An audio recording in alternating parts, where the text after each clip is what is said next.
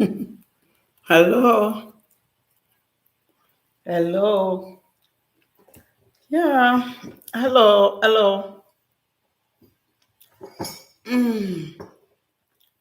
Hello, ẹ kálẹ́ o. Ẹ kálẹ́, ẹ kúrọ̀lẹ́. Ẹ káàárọ̀, ẹ káàsán. Àjọkú dédé àsìkò yìí o. Ẹ kálẹ́, ẹ kálẹ́. Ẹ kálẹ́. Ẹ kú àtàárọ̀.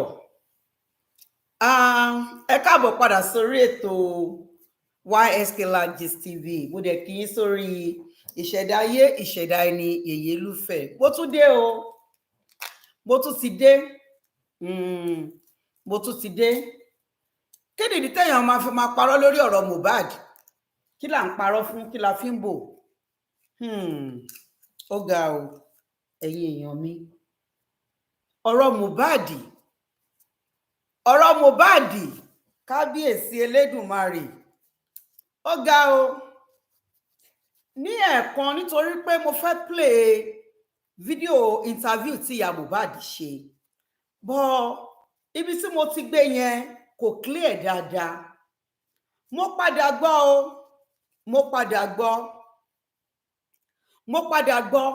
Mo dẹ̀ tún wá gbọ́ ìyá Mohbad ó ti kan rí Oriyomi mọ́nú. Ìyá Mohbad kan rí kódà Oriyomi nìkan kọ́, gbogbo àwa tá gbẹ́rù ẹlẹ́rù dání torí ìyá Mohbad la gbẹ́rù ẹlẹ́rù dání ó là fà tiwa dání. Màá fẹ́ kẹ́ ṣẹ̀ṣẹ̀ wá gbọ́ fídíò yẹn. Màá tún wá play fídíò nítorí Yomi gangan sọ. Màá tún wá fẹ́ kẹ́ gbọ́ àwọn nǹkan míì. Ṣé rí nílé ayé yìí? Olúwa ló mẹjọ dá. Olúwa ló mẹjọ dá. Ilé ayé láti bá. Kí obìnrin ṣe fọ́kùnrin, kọ́kùnrin ṣe fóbìnrin. Àti pàápàá nínú relationship tá bá wà. Ó máa ń sábà wà púpọ̀ fáwọn obìnrin ká máa bo ọkọ wa láṣìírí. Kọ́kọ́ wa bò wá láṣìírí. Dó ọkùnrin ló ń láti ṣe fún obìnrin. But nígbà púpọ̀, mo máa ń sọ, obìnrin a máa ń sábà bo àwọn ọkọ wa láṣìírí ní ọ̀nà tó pọ̀. Ṣọ́rọ̀ mi yé yín? Yes, a máa ń bò wọ́n láṣìírí ní ọ̀nà tó pọ̀. Ṣùgbọ́n ìyẹn ò ní ká di dìdìrìn. Ìyẹn ò dẹ̀ ní ká má mọ̀ nǹkan tí à ń ṣe. Ṣọ́rọ̀ mi yé yín? Kò ní ká má mọ̀ ohun tá à ń ṣe o. Ìyá Mohbad yépa má lọ fọ́. Ìyá Mohbad sọ̀rọ̀ o. Gbọ́ nǹkan kan rárá lẹ́ẹ̀kan. Ìyá Mohbad sọ̀rọ̀ o. Àkọ́kọ́ ń bẹ̀ ni pé ìyá Mohbad dúpẹ́ lọ́wọ́ Ọlọ́run pé o tiẹ̀ ráwọn èèyàn bẹ́ẹ̀ dá sọ̀rọ̀ yẹn. Yes, John Ogunnola mo kí yín o. Kọ́kọ́ dúpẹ́ lọ́wọ́ Elédùmarè. Ká dúpẹ́ lọ́wọ́ ẹni tó rí ni tó mọ́ni lójú èèyàn ní òwò bí téèyàn wà. Ìgbé nǹkan tiẹ̀ ṣẹlẹ̀ sí ẹ láì kìí ṣe pé ẹnìkankan jẹ́ ẹbí ẹ. Wọ́n dá sọ̀rọ̀ ẹ kíkọ́ dúpẹ́ lọ́wọ́ Ọlọ́run. Ẹlẹ́ẹ̀kejì, àti wọ́ àti bàbá Mohbad. Ẹ̀yin méjèèjì lẹ yẹ lábíamọ. Ẹ̀yin méjèèjì lẹ yẹ lábíamọ. Gbogbo ẹ̀yin mo fẹ́ kẹ́ gbọ́ mi dáadáa lálẹ́ yìí. Ẹ̀yin méjèèjì lẹ yẹ lábíamọ. Àwọn ọkùnrin kan wà, ìgbésí ayé wọn bó ṣe rí. Tí wọ́n bá mọ ẹjọ́ rò, obìnrin ti wà nù wàhálà ayérayé. Èyí tí ò bá mẹjọ́ rò, òun la máa ń rí wò wípé ó ṣe kinní. Tí obìnrin bá mẹjọ́ rò nínú relationship, kábíyèsí àdánwò ńlá ni. Àtọkùnrin tó mẹjọ́ rò àtobìnrin tó mẹjọ́ rò, Olúwa ní jẹ́ káwọn ọmọ wa ṣàgbákò ẹnì kankan náà méjèèjì. Onílé ní lọ́wọ́, àlejò dì sẹ́rù. Àwọn méjèèjì náà ní lọ́wọ́. Ṣùgbọ́n orúkọ tí wọ́n ń pe bàbá Mohbad káàkiri ìgboro ayé, ṣé lóòótọ́ ni? Ṣé orúkọ yẹn ni bàbá Mohbad ń jẹ́? Ṣé èèyàn bẹ́ẹ̀ ni? Orúkọ tá a wá fún ìyá Mohbad tí èmi yìí ti pè ìyá Mohbad lẹ́ni ibi tí mo jókòó sí, ṣé bẹ́ẹ̀ náà lórí bẹ́ẹ̀? Ẹ máa wá gbọ́ dáadáa nínú fídíò tí fẹ́ play fún yín. Ẹ wá gbọ́ dáadáa. Màá play fídíò tó mẹ́ta níbi ilé ni. Nǹkan kan tí mo kàn mọ̀ dájú ni wípé Hello. Anonymous, thank you for coming back. Thank you. Nǹkan kan tí mo kàn mọ̀ ni wípé nínú ìrìn àjò ayé ọmọ ìyá Mohbad, àwọn nǹkan kan wà tí màá fi gbé ẹ́, àwọn nǹkan kan wà tí màá fi bú ẹ lọ́nà tó pọ̀. Àní kò sí bó ṣe lè wù kó rí inú ayé ọmọ ẹ, o ò gbọ́dọ̀ jìnnà sọ́mọ. Ṣé mọ̀ wípé mi ò kì í ṣe kí n má rí sample. Màá rí sample nítorí pé ohun tó ti ṣe mí rí ni ohun tó ń ṣẹlẹ̀ sí yín. Èmi tí mo jókòó bí oníyẹ ọdún tí mo wà tí ìyá mi ti kúrò lé bàbá mi. Ṣùgbọ́n ṣe fẹ́ gbọ́, ó ní bó ṣe ń rí ọmọ. Kíkúrò nínú ilé bàbá mi tí ìyá mi kúrò nínú ilé bàbá mi, ó affect life mi. Tọ́rọ̀ bá jọ ohun ká fi wé ohun. Kò sẹ́ni tábíyà ẹ̀ mọ́ nínú gbogbo àgbáńlá ayé. Màá sọ fún yín pé 70% wa ló jẹ́ pé single mother àbí single father ló tọ́ wa. Ṣóyé yín. Ṣùgbọ́n ní gbogbo ọ̀nà, ìyá gbọ́dọ̀ máa make sure pé òun monitor ilé ayé ọmọ òun. Ìyá Mohbad, tó bá monitor ilé ayé ọmọ ẹ, tó bá wà nínú ayé ọmọ ẹ, kò sí bó ṣe lè hùn kó rí. Tí ọkọ ẹ bá kọ́ Wùnmí sí ẹ, tó bá jẹ́ ìyá gidi, ìwọ ló máa kọ́kọ́ mọ Wùnmí. Bẹ́ẹ̀ ni mo sọ fún ẹ, obìnrin gbọ́dọ̀ dúró nídúró pé obìnrin ni mí. Tí ọkọ ẹ bá lo ipa pé òun jẹ́ aládùúà, ó gbọ̀nà àjò láti kọ̀yìn àwọn ọmọ ẹ sí ẹ, ìwọ gan á jẹ́ kó mọ̀ pé òbò ẹ làwọn ọmọ ẹ ti jáde. Torí gbogbo àwọn tó interview fún ẹ, mo rí pé ẹ̀yìn ẹ ni wọ́n wà, sáìdì Wùnmí ni wọ́n wà. Ṣùgbọ́n ó kù kán wá bẹ́ẹ̀ sọ òótọ́ ọ̀rọ̀ tèmi fẹ́ sọ lénìí. Èmi ò gbọ́n tó yín o, mi ì dẹ̀ mọ̀rọ̀ sọ. Mi ò dẹ̀ ní làákàyè tó yín. Ṣùgbọ́n àwọn ọba kékèké tí mo ní, ẹ try kẹgbẹ́, ẹ jẹ́ bá mi share video, ẹ love video ìkẹ́ láìkẹ́. Ẹ love video ìkẹ́ láìkẹ́. Nítorí pé tí ọ̀rọ̀ bá débi ọ̀rọ̀, ẹ jẹ́ ká bára wa sọ. Then ṣe rí àwọn bloggers tó wà lórí ọ̀rọ̀ Mohbad. Ẹ jẹ́ kí gbogbo wa bẹ̀rù Ọlọ́run. Ẹ jẹ́ ká bẹ̀rù Ọlọ́run o. Mohbad ọmọ tá bí ọmọ wa, ọmọ tá bí ni ọmọ ní. Kí a tó dámú ni mú ti ń lu wò.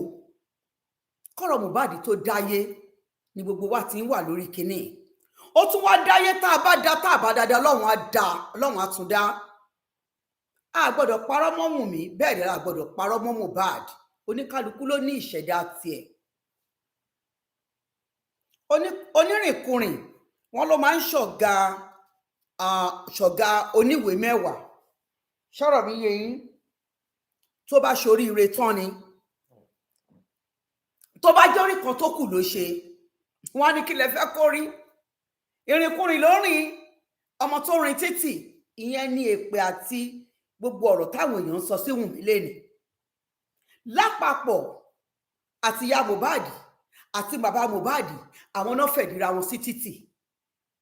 Ẹ̀yin lẹ túdì ara yín síta látàrí pé ẹ fi ọ̀rọ̀ ara yín ilé ayé ti yín, ẹ fi dá gbogbo ayé láàmú. Ẹ fi ọ̀rọ̀ ayé ti yín, àìlátúntò, àìlátúnṣe, àìfẹ́ra ẹni dénú, àìnífẹ̀ẹ́ òtítọ́ síra ẹni. Òun lẹ fi gbé gbogbo àṣírí yín, lẹ fi wá ń dá gbogbo ayé láàmú. Ẹ wá fẹ́ máa kọlùgbá kọlà, ẹ fẹ́ máa fi dàárín gbárù dàárín àwòrú. Kò lè rí bẹ́ẹ̀. Àwọn èèyàn ń gbọ́ ọ̀rọ̀ yín, wọ́n fi ń ṣàríkọ́gbọ́n ni. Ọ̀rọ̀ ilé ayé yín làwọn èèyàn fi ń kẹ́kọ̀ọ́. Àwọn èèyàn kan wọ́n ti ń kọ̀wé lórí sórí ayé yín, wọ́n ti ń kọ̀wé lórí ẹ̀. Tó máa fi tọ́ ọmọ wọn, tó máa fi tọ́ ẹbí wọn, tó máa fi tún ọjọ́ ọ̀la àwọn ẹlòmíì ṣe. Ó ṣe ní láàánú fún yín. Kò yẹ kó tọ́ sí ìlú kankan. Dèpòdépò ẹ̀yin ọmọ tẹ́ ẹ pera yín ní ọmọ Yorùbá, ọmọ káàárọ̀ òjíire. Ìwà ìlójútì, ìwà ìlílàákàyè, àìnífẹ̀ẹ́ ara ẹni dénú. Bàbá ẹ ò bá ní kó má fẹ́. Tó o bá ti fẹ́, o ti fẹ́. Olúwa ti dá ẹ lọ́lá, ó ti dá ẹ láre. Ẹnìkan kì í gbọmọ lọ́wọ́ wèrè. Tọkùnrin bá lé mi kúrò nínú ilé ẹ̀, kò lè yà mí pẹ̀lú ọmọ mi, kò sí ohun tó fẹ́ mọ̀ ṣe. Bẹ́ẹ̀ ni mo sọ. Ìyá Mohbad, obìnrin ní ẹ ò dẹ̀ ń jáde, ò dẹ̀ mọ̀ rírìn. Padà. Wípé bóyá bàbá Mohbad kọ̀yìn àwọn ọmọ ẹ sí ẹ, ó tún kọ̀yìn ìyàwó ọmọ ẹ sí ẹ, kò sọ̀rọ̀ ńbẹ̀. Bàbá Mohbad kọ̀yìn ìyàwó ọmọ ẹ sí ẹ, ṣùgbọ́n wọ́n ló sọ fún ọmọ ẹ wípé ó gbọ́dọ̀ lọ ṣe owó orí ọmọ yẹn, ó gbọ́dọ̀ ṣe owó orí, ó gbọ́dọ̀ san owó orí ẹ̀ nítorí pé wọn ò san owó orí fún ẹ. And let me tell you something, ìwọ̀nba ní ìtàn pípa nínú ìtàn láàrin ọkọ àti ìyàwó, ìwọ̀nba ló mọ fún ọmọ talkless ìyàwó ọmọ tàbí ọkọ ọmọ, ìwọ̀nba nìyẹn máa ń tú àṣírí mọ́. Ìwọ ló fẹ̀dí ẹ̀ fún Wùnmí, ìwọ ló gbé bàbá Mohbad lé bàbá Mohbad lé Wùnmí lọ́wọ́, bí bàbá Mohbad ṣe gbé wọ gangan lé Wùnmí lọ́wọ́, ẹ wá fira yín ṣẹlẹ́yà lọ́wọ́ ìyàwó tẹ́ ẹ̀ sí ìmọ̀ bóyá fọmọ yín dénúdénú. Gbogbo yín ni alátẹnujẹ, ohun tẹ́yin méjèèjì fẹ́ jẹ ò jẹ́ kẹgbọ́n. Ìṣẹ́ tó ń ṣẹ́ ọ̀tá yín kò jẹ́ kẹ́ ẹ ríran, kò jẹ́ kí làákàyè yín kó ṣiṣẹ́ síbi tó ṣiṣẹ́ sí. Ẹ̀yin lẹ fi wàhálà àti ìrìn àjò ìdààmú ayé yín lẹ fi kó bá Mohbad àti bàbá àti ìyá. Ẹ̀yin méjèèjì lẹ kì í ṣèyàn rí.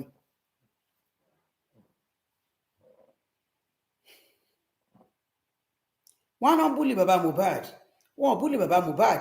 Ibi tí bàbá Mohbad ti jẹ̀bi, èèyàn gbọ́dọ̀ máa yọ̀ fún. Sẹ́yìn ò bá yọ̀ fún, á dàbí ìgbà téèyàn ń pa èèpo sẹ́yìn gbà ni.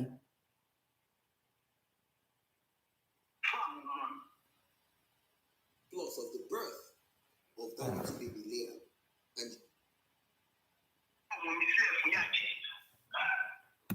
wọ́n ti wá dé ojú ẹ̀ ìgbà tó mọ wípé tán oríṣiríṣi ọ̀rọ̀ lè mú fọ́ ọ̀rọ̀ tó ń bà mí nínú jẹ́ tó yà lẹ́sìn bí ó dé tó lè fi rí báyìí. èyí kò fa gbogbo nǹkan tí wọ́n sọ tí mò ń gbọ́ tí kò ṣe tèmi.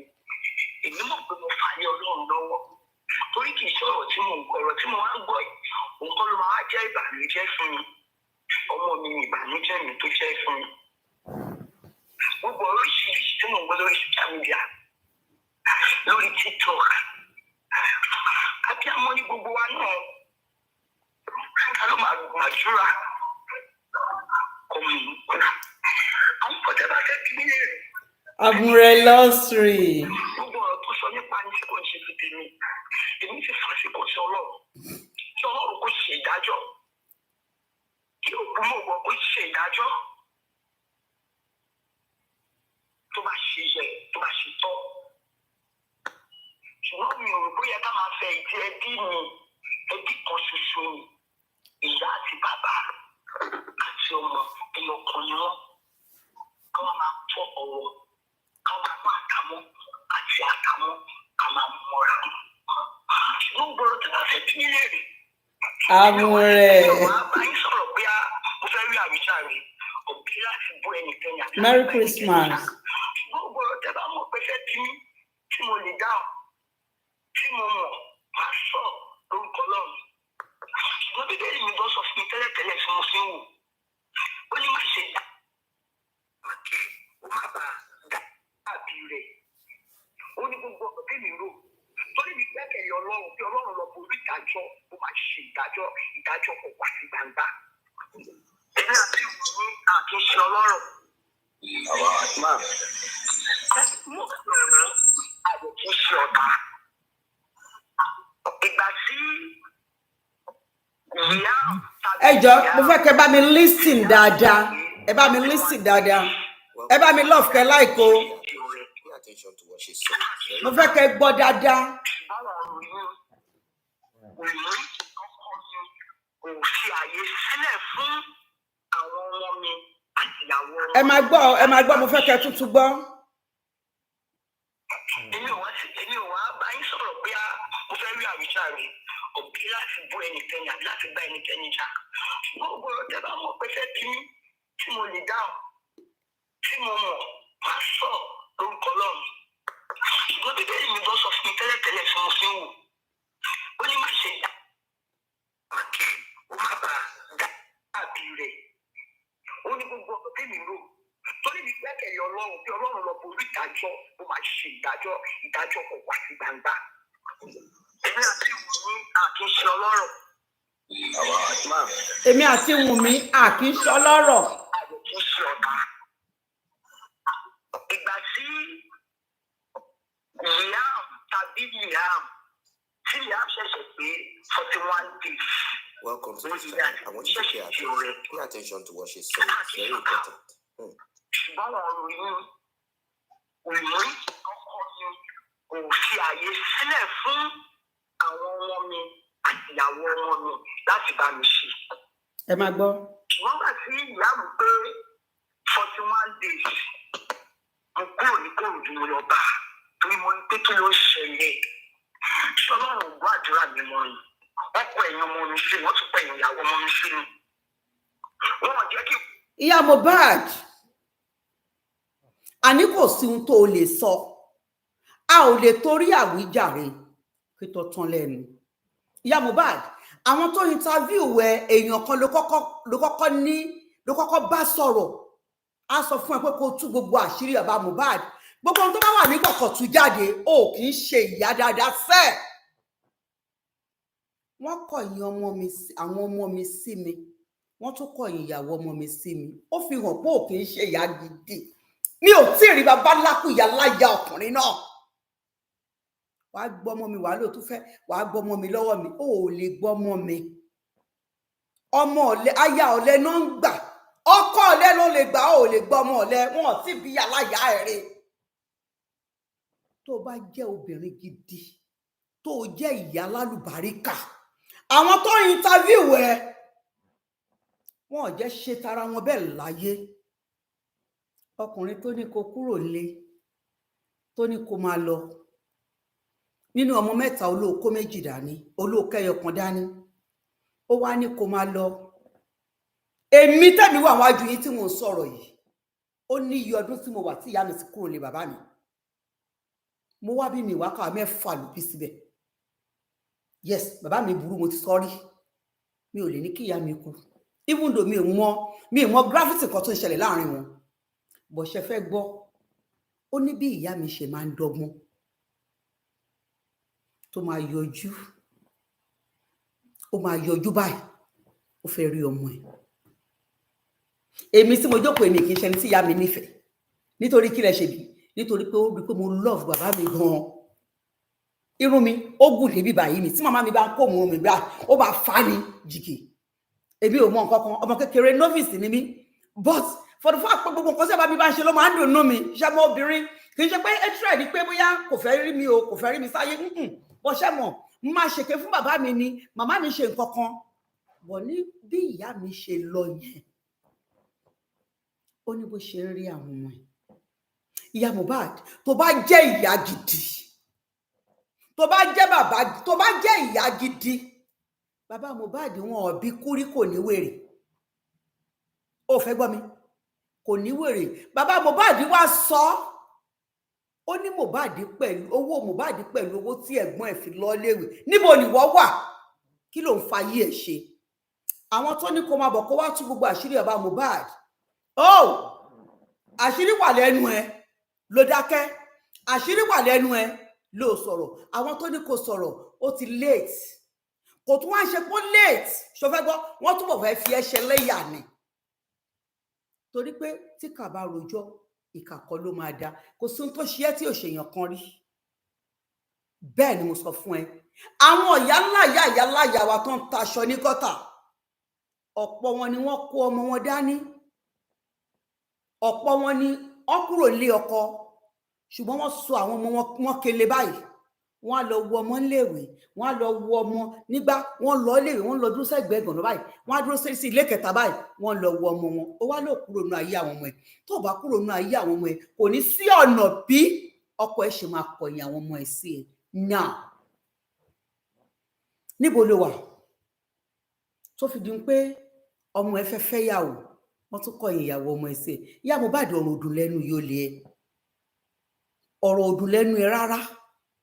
Tó bá jẹ́ pé o mọ̀ ni, o ò bá sọ fún àwọn tó náà fẹ́ interview ẹ ní gbangba pé kàn fa díẹ̀ lórí àbí kò kọ̀ sọ díẹ̀. Bóyá lọ mọ bí sí bàbá Mohbad ti win yẹn. Ibi tó ti win yẹn ni pé nígbà tí wọ́n kó àwọn ọmọ yẹn dànù, kí bàbá Mohbad náà wá kó wọn dànù. Ó wá láwọn ọmọ tó bí. Àwọn ọmọ tó bí dà. Ẹ jọ̀ọ́ ẹ má bínú, ẹ bá mi lọ́ọ̀fù ẹ torí ọ̀rọ̀ wà lálẹ́ ìtafẹ́ torí kóbìnrin ó ti lọ gún mi lábẹ́rẹ́ níbi tí ò dáa. Ẹ má gbọ́ lọ.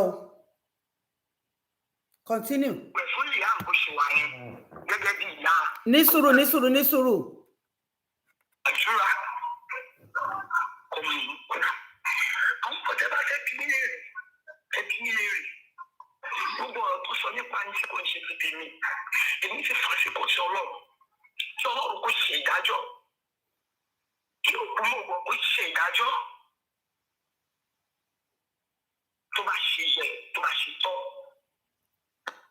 Ṣùgbọ́n mi ò rò bóyá ká máa fẹ́ ìdí ẹbí mi, ẹbí kan ṣoṣo ni.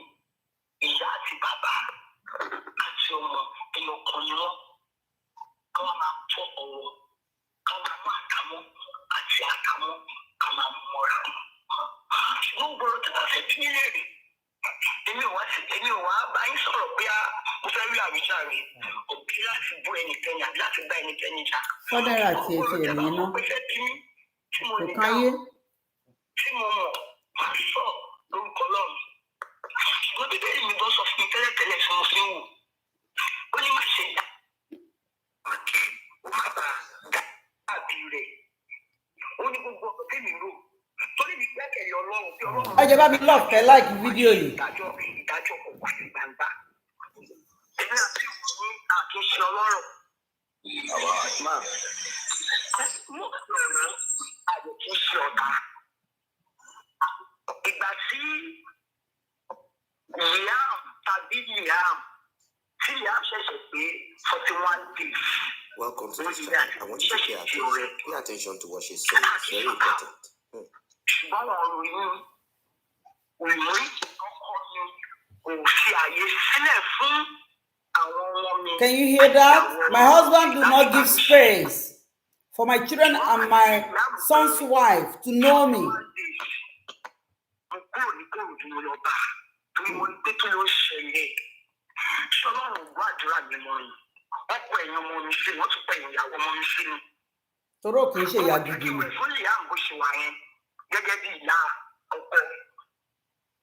Ìyá mi gbọ́ ló dé lọ sílẹ̀. Ó sọ pé àjẹ́ mi fún àwọn ọmọ mi.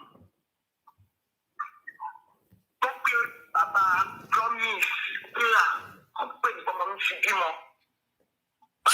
Wọ́n sọ pé àjẹ́ ni mí. Wọn ò jẹ́ kí n wẹ̀ fún Liam ọmọ mi. Wọ́n sọ pé àjẹ́ ni mí. Ṣé bàbá Mohbad ló sọ pé àjẹ́ ni ẹ́ àbí àwọn ẹbí Wunmi? Wọn ò jẹ́ kó rí Wunmi, wọn ò jẹ́ ọmọ Wunmi, wọn ò jẹ́ kí Wunmi close mọ́ ẹ. Wọ́n wá sọ pé àjẹ́ ni mí. Ó yẹ kí ìyá Mohbad lè sọ ẹni tó pè lájẹ́. Bóyá ọkọ ẹ̀ ni o, bóyá àwọn ẹbí yẹn ni o, ó yẹ kó lè sọ. Nítorí bàbá Mohbad ṣàlèwé fáwọn ọmọ. Èèyàn kan ṣáà ló ń wẹ̀ fún Liam, right? Continue.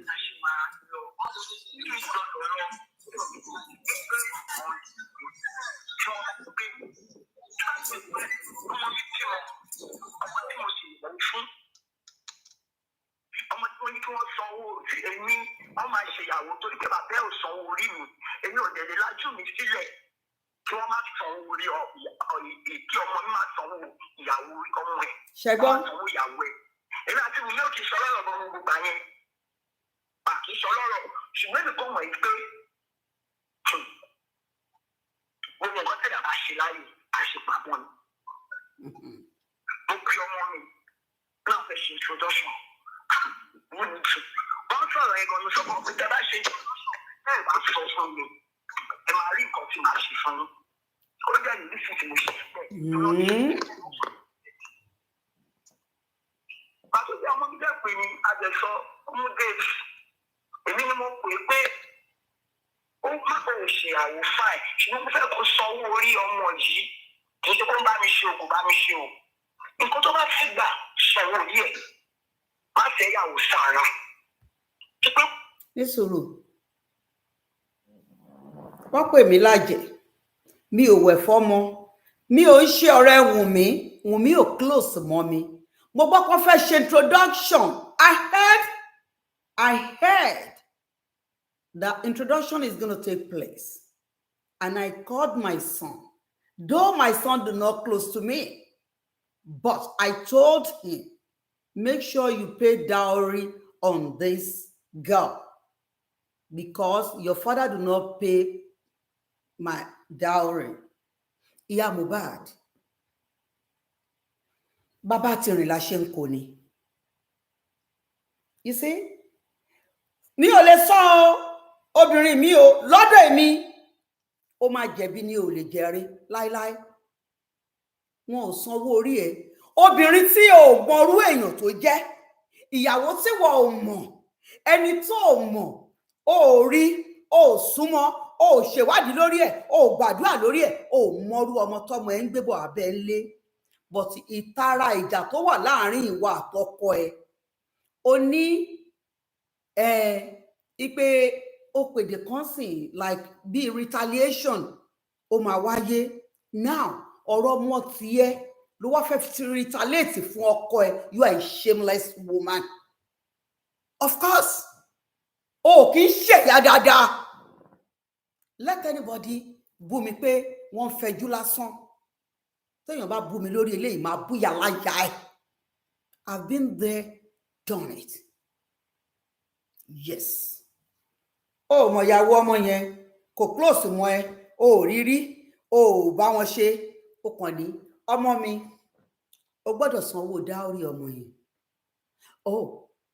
Nítorí pé o ti pé tí tẹ bá ṣe ìyàwó yẹn, tẹ bá ṣe introduction yẹn lẹ́yìn mi, tẹ bá pè mí ẹ̀rí ohun tí máa fojú yín rí. Ìyá òṣì ní ẹsẹ̀ gbàbẹ́ Elédùmarè ń gbọ́n tí ń sọ fún ẹ. Fọ ìyá dáadáa, abiyamọ gidi. Ó ló fẹ́ ṣe ìyàwó nìyẹn, ó fẹ́ ṣe introduction nìyẹn, kò burú.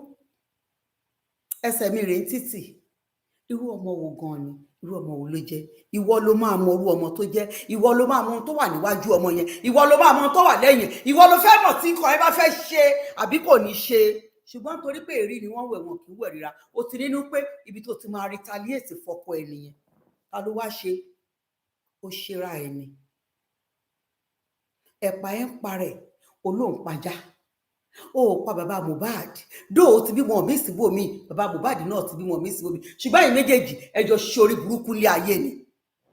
Àti wọ́ àti bàbá Mohbad o, ìgbé ayé yìí ò ní ìtumọ̀.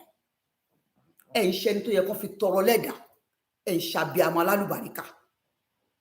Especially ìwọ obìnrin àtẹ̀yìntọ̀ tó ru oyún fóṣù 9. Òǹkàṣìkẹwàá, ìwọ tó mọ̀ nira tó nínú pọ́ǹpàs menstruation. Ó kàn déédéé ní nítorí pé wọn ò san dáórì mi. Ó gbọ́dọ̀ san dáórì ọmọ yẹn ni.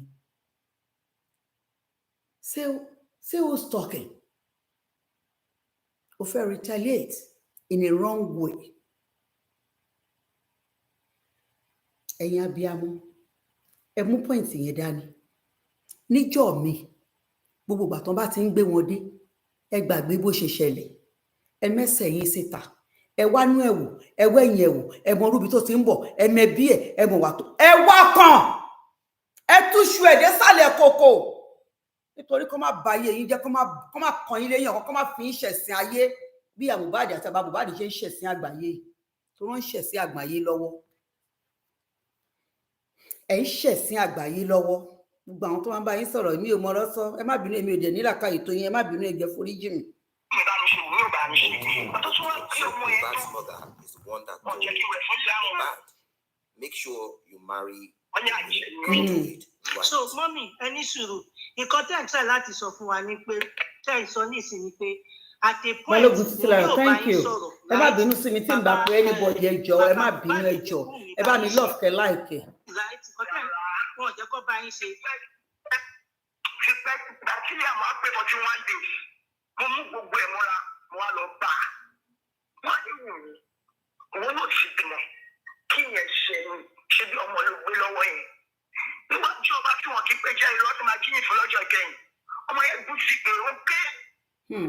Ó ní mọ́mì, ó ní ṣe láti jọ ọjọ́ yìí. Kí ló dé fún mi wá bá òun? Mo ti yẹ ẹ̀sìpẹ́ẹ̀tì. Bí kí n bí òun láti jọ ìkó òun bí òun. Ìyá Mohbad, wọ́n lọ́mọ òwò ni ẹ́, ò ń ṣe bí àgàtù. Ìyàwó ọmọ ẹ, ó wá lọ bá pé Wunmi, rántí pé wọ́n ló sọ wípé mọ́ra, ṣe kí ni ẹ̀ close, ó ṣe wá lọ bá after tẹbí Liam tán jẹ́ kó wẹ̀, tán lájẹ́ ní ẹ́, mo wá lọ bá, mo wá sọ pé Wunmi, kí lẹ̀ṣẹ̀ mi látijọ́ yìí tí kí lè ṣe mí, kí ni mo ṣe fún ẹ? Ọmọ yẹn wá ń ké, ó wá ní mọ́mì òun tí ń wò yìí kẹ wá bá òun, kò dẹ̀ ní yẹ̀wò àti Wùnmí yẹn.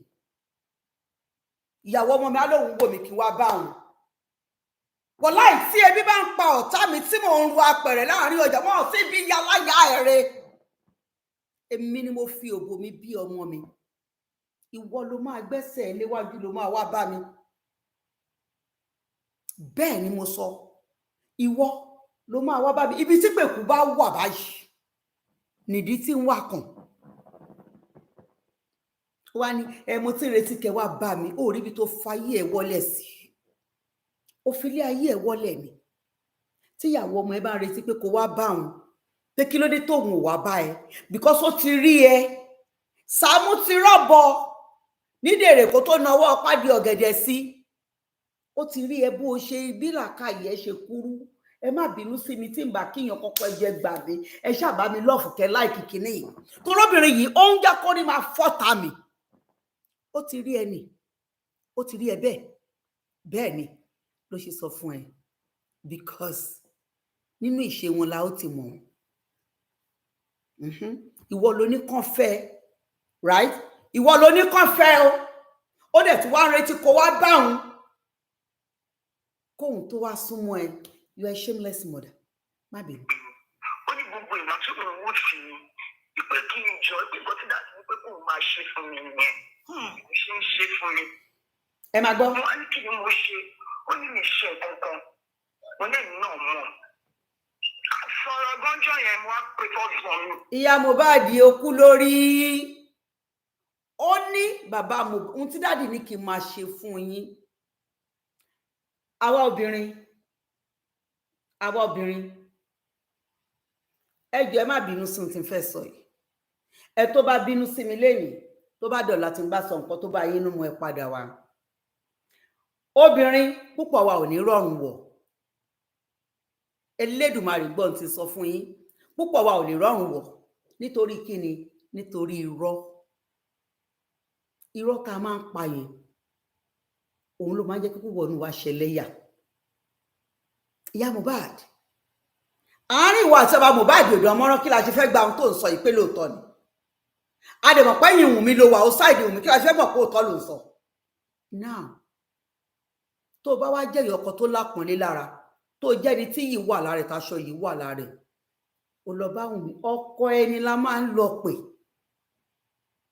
Bá a ti rìn láko ni, èmi Ẹgbẹ́kẹ́mi Omítọ́lá, kábíyèsí Elédùmarè. Ìyàwó àbúrò gan mọ̀ pé wọn ò jẹ́ forí ọkà ọmú. Bẹ́ẹ̀ tó bá léèyàn nífẹ̀ẹ́ èèyàn, gbogbo èèyàn ni máa nífẹ̀ẹ́ láyé mi. Ṣùgbọ́n o gbọ́dọ̀ mọ̀ mí láyé mi bí mo ṣe ṣe burúkú ṣúndá tí mi ò fáyìn tí mi ìlẹ́wà tí ń dẹ̀ lówó lọ́ tó jẹ́ pà ń bẹ lọ́hùn yìí. Àìlọ́rọ̀ ògògò kì í ṣẹgbẹ́ adígbọ́nrán kú. Ẹnìkan ò ní fọwọ́ lálẹ̀ fún mi lórí nǹkan mi. But nítorí pé o fẹ́ retaliate.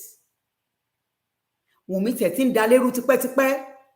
Wùnmí tẹ̀ tí ń bà àárín ẹbí yín jẹ́ tipẹ́. Ó ní dádì náà ní kóun máa ṣe bẹ́ẹ̀. Dádì ní kó máa ṣe bẹ́ẹ̀. Ṣùgbọ́n torí pé òun ò ti léere jáde, kò dẹ̀ ní ìyá rẹ̀, wọn ò kọ́ lẹ́kọ̀ọ́ lé, kò wá mọ̀ bó ṣe lè pè yẹ kí ìyá ẹ̀ sọ fún pé wá ìyọkọ ẹ̀ níyọkọ ẹ̀ o. Má dá sọ̀rọ̀ wọn o. A kì í dá sọ̀rọ̀ bàbá ọkọ àti ìyọkọ o. Ní kọ́kọ́ ẹ mú ẹ dọ́dọ̀ ìyọkọ ẹ̀. A ti rí dáadáa. Ẹ gbàgbé ẹ̀, a ti rí dáadáa.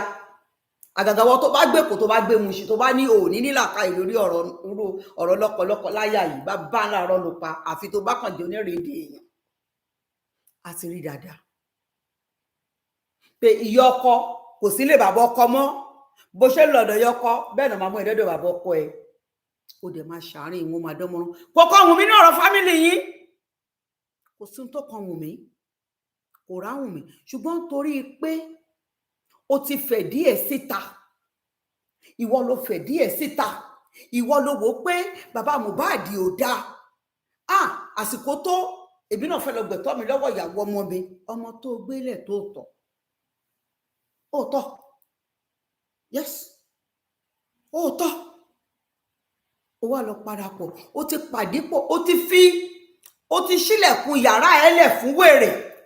Ṣé o mọ̀ pé yàrá tí ò bá nílẹ̀kùn lásán wọ́n ń sáwọ̀? ó ti ṣílẹ̀kùn yẹn lẹ̀ fún, ó ti wọlé sí yín lára. Ìyẹn ni ò jẹ́ oríran wípé òun láti mójútó àárín òun àtọmọ ẹ nítorí pé ó fẹ́ wojú rẹ̀ Wùnmí. Pé dáàdì ló ní pé kó má ṣe báyìí, ìwọ náà dẹ̀ ṣe fún, ìwọ náà dẹ̀ gba Wùnmí. Ẹ wá sọ Wùnmí di diamond àti gold. Òun ló ṣe bà ti yín jẹ́ lójú ẹ̀mí yín, ó bà ti yín jẹ́ lójú ayé yín wípé sẹ́ẹ̀ àárín yín òkùnkùn dánmọ́rán tẹ́lẹ̀, ọ̀rọ̀ yín òkùnkùn yéra yín, bó bá ṣẹlẹ̀ ó ṣẹlẹ̀ náà ni. Ó kì í ṣàbíamọ. Àwọn tó pín interview yẹn wọ́n fẹ́ fi ẹ́ ṣe bàbá aláburúkú ẹlẹ́yà ni, nítorí pé tí kà bá rojọ́ ìkà kan ló máa dà. Ṣó wá gbọ́, ìwọ nìkan kọ́ ló ṣe rí. Èmi níyá, èmi ni bàbá àwọn ọmọ mi. Millions irú mi pọ̀ ń gbòòrò, gbàgbé òṣì. Wọ́n ṣàlàyé fọ́fọ́ gan-an, wọ́n ti níjọ sọ̀rọ̀. Oye kábàárà. Brọ́dà mi Felix, àwọn tó mọ̀ mí ni àwọn tó tọ́ mi nìyí. Gbóná, ṣùgbọ́n àkọ́bí mi sọ fún mi pé mo ń fẹ́ lọ bá jáde ẹ̀. Torí fún mi ó ní pé kí n sọ kí n gbogbo nǹkan tó ń sọ fún mi. Kí n gbé jáde kí n ṣàlàyé fún wọn. Tó bá ṣe pé. Obìnrin yìí, you are a disgraceful woman. Wùnmí sọ fún wọn pé kí wọ́n lọ pe ọkọ ẹ̀. Insult upon injury. Wùnmí ní kí wọ́n lọ pe ọkọ ẹ̀ pé ẹ lọ sọ fún, go and call daddy, tell daddy that I told you this. Ẹ jẹ́ kí n sọ kinní kan fún yín o, ẹ̀yin òbí. Àìtẹ́yìn káká fọwọ́ bò ó. Nígbà púpọ̀, owó nílé ayé dojúkọ báyìí, ṣùgbọ́n lórí nǹkan yín, ẹ make sure pé dúró pé láṣẹ. Tó bá kúrò kan dì í, ẹ jẹ́ kọ́kọ́ ní ìyàwó ni tọmọ yín bá fẹ́, ẹ jẹ́ kó mọ̀ pé ẹ̀yin lọ́lọ́run jogún wọn fún. Ẹnìkan ò lè lé mi nídìí nǹkan mi. Ohun tó bá ń ṣẹlẹ̀ nínú ẹbí yín, Wùnmí ò tí ì dẹbí yín. Ṣọ̀rọ̀ pé Wùnmí ti dẹbí yín, Wùnmí ò tí ì dẹbí yín. Tó ti fẹ́ di gbogbo ọ̀rọ̀ ẹ, ìwọ fẹ́ di inú ilé yín hàn, bàbá náà fẹ́ di inú ilé hàn, nítorí pé làákàyè yín ti kú, ọpọlọ yín ti dọ́bà, tí yín ti ta lọ́wọ́ mi. Bẹ́ẹ̀ ni mo sọ, bàbá Mohbad gan ajẹ́tọ́ máa fún jẹ. Wàláhì Elédùmarè ń gbọ́, torí pé ẹ̀ ń ṣẹni re. Ọmọ mi ló wá sọ fún mi pé kí n má ṣàyè àkọ́bí mi. Ó ní tí wọ́n bá tún gba ọ̀nà mi yọ sí ní nǹkan. Àṣẹ o, àṣẹ o, àṣẹ sísà mi. Torí pé mo fẹ́ gé ìyàwó mi àti àwọn ọmọ mi.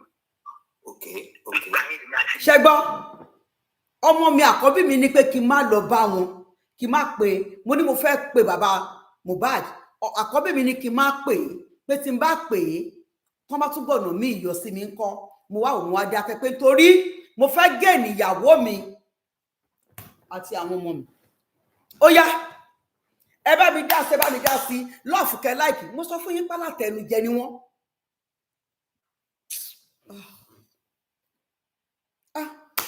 Mo mà dúpẹ́ lọ́wọ́ ẹlẹ́dàá mi o. Ìkèrè kú máa rẹ àtẹ ọmọ agẹṣin kó gbọ́ rẹ, kékeré kú òlà, kékeré kú òlówó lọ́wọ́ láàkúmẹ́ rẹ tó ọmọ jẹ. Èmi ọmọ ajíbọ́ṣe ọmọ ajífẹ́ méjèèrè ọmọ òwò àrẹwọ́, mi ò ní jẹ́ ìgbín ní jẹ̀wọ̀ sí, kò ní dá fúyàwó ọmọ náà. Ìyá Mohbad, wèrè ṣe wèrè orí ẹ̀. You are a shameless mother. Gbogbo àwọn onítàtà ti yọ yín ṣe mọ̀ pé àwa kì í ṣe gbajúmọ̀. Kò sẹ́ni tó mà wá, à ń bẹ lọ́hùn ni wá. Ọmọ oko dẹ̀ la wá. Ìdí nìyẹn tó fi kọ́ wa bá a ṣe ń ṣe, bá a ṣe ń rìn, bá a ṣe ń, nítorí pé wọ́n fúnra rẹ̀ ò dúró nílé, owó gangan jọ ó sá nílé ìyàbọ̀dé. Wọ́n náà sọ́ọ̀sì oní ìyàwó sàrà ni ẹ́. Ìyàwó sàrà. Gbóná ti rí wọ̀ gangan he. Bóyá bọ́mọ ẹ ṣe rí kúdẹ̀tì tó gbé dání he, náà ṣe rí wọ̀ náà he. Lord Jesus. Let's keep listening. So lẹ́yìn 41 days lẹ́yìn àti Wùnmí di ọ̀rẹ́, ìgbà tí wọ́n fẹ́ ṣe introduction gan wọn ò fẹ́ pè yín sí, kò fẹ́ pọ̀, ò fẹ́ sọ fún yín. Ṣé ń gbá àwọn ẹlẹ́jọ́ kà? Ẹ wá challenge wọn pé tí wọ́n bá sọ fún yín.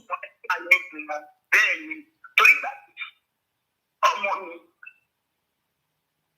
mi sọ fún èmi o, ọmọ mi sọ nǹkan tó ń ṣẹlẹ̀ fún èmi, ṣùgbọ́n Wùnmí àti bàbá ọkọ ọ̀rẹ́ ni wọ́n, mi ò jẹun láàrin wọn. Same to you, ìyá mi. You are same to you, mo dúpẹ́. Ṣé o mọ̀ pé mi ni mo bí ọmọ mi? Láti ilẹ̀ a kì í ṣe ọ̀rẹ́ o, láti òun a kì í ṣe ọ̀rẹ́. Òun àti bàbá Mohbad ní ọ̀rẹ́. Láti ilẹ̀ a kì í ṣe ọ̀rẹ́. Tí òun náà bá ń gbọ́, tó bá gbọ́ àti tó bá wù máa gbọ́. 41 days ìyá èmi àti èmi tẹ̀yìn mo lọ bá gbọ́ gẹ́gẹ́ bí àgbàlagbà. Torí bọ̀ wọ́n ti fún mi gbẹ́. Mo wá lọ bá bí ṣe bí ọmọ ìwọ náà bí ọmọ yẹn ké gbọ́njọ́ yẹn ó bẹ́ mi àdèjọ sẹ́ẹ̀sì mo ti dárí jù torí pé náà bí ó wà ní ìrọ̀kọ̀ torí pé gbogbo nǹkan tó ní pé kó ṣe gbogbo nǹkan tó sọ pé ló ṣe ìgbà tó ti pè mí ní àjẹ́ tó pè mí fún ọmọ mi ní àjẹ́ tọ́kùnrin tó máa ń gbèjà ní ló ti kú yẹn. Wọ́n ti gbọ́ pé ọmọ mi àjẹ́ ni mí ọmọ mi pè mí ó pè ẹ̀gbọ́n ẹ̀ ẹgbẹ́ ló sọ pé ṣé olórí wa ní ìrìn alákọ̀jẹ́ olùkọ́ ìdókò ń ṣàlàyé fún mi. Láòsáàtì. ṣùgbọ́n mi ò gbogbo èmi gbogbo àwọn ọjọ́ tó yẹn tí mo rìn gbọ́ mi ò mọ ẹjọ́ rò. Èyí tó ń sọ yìí ń kọ́. Ok, mọ́mì mo fẹ́ bèrè lọ́wọ́ yín kẹ́lómi tó bá yín sọ̀rọ̀ ìrìn àjò 10 years àná sí mọ́mì yẹn ṣe lè ṣàlàyé fún wa ṣé lóòótọ́ 10 years lẹ fi kúrò àti pé gbogbo gbàtẹ́ fi lọ ní 10 years yẹn ṣé ẹ rí àwọn ọmọ lóòótọ́ àní ṣé ẹ dẹ̀ gbìyànjú láti rí ọmọ yín rárá ní gbogbo 10 years yẹn ṣé mo pé. 10 years yẹn tó wọ́n fi sọ nínú ìṣe ẹ̀sìn tó kọrin yẹn kan ṣé o ní wá jáde báyìí torí ní 20 ọdún ọ̀nà máa ń gbóná. Ẹ máa gbọ́ o. èmi 10 years kò rí mi tó tọ́ o. Ṣùgbọ́n ìgbà àtọmọ mi sọ̀rọ̀ 10 years yẹn lọ́tẹ̀ tí wọ́n pa ó tún rí mi torí mo máa ń wá wọn lọ sí àbúrò ìgbà tí wọ́n ń gbé àbúrò. Ìgbà tí ọmọ mi wọ skul èmi tó bá ti ń bọ̀ nílé mi ni màá sọ promise ti kú ó ti di òkú ọ̀run èmi ló máa pè. Ṣùgbọ́n àdéhùn ti wà láàárín èmi àti ọmọ mi pé bàbá òun ò gbọdọ̀ mọ̀ yìí tóun máa ń pè mí o. Tóun bá ti padà sílé kí n má pè òun mọ́.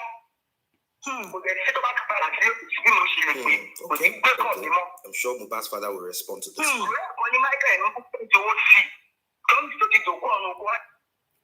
Promise. Gbogbo ibi tó bá wà, Olúwa foríjì ẹ́, Ọlọ́run á fọ̀run kẹ́ ẹ. Ehun sí Mohbad sọ yìí. Ó ti ṣẹlẹ̀ sí sàkání mi rí. Kò ń ṣe mí o, bọ̀ mo ní ẹ̀gbọ́n tí ìyàwó ẹ̀ tó lọ. Uncle mi náà ti kú lẹ́yìn kọ́lọ́run foríjì wọn. Ó lóun ò fẹ́ rí àwọn ọmọ yẹn pẹ̀lú ìyá wọn. Ṣé wọn tó máa ń ṣe?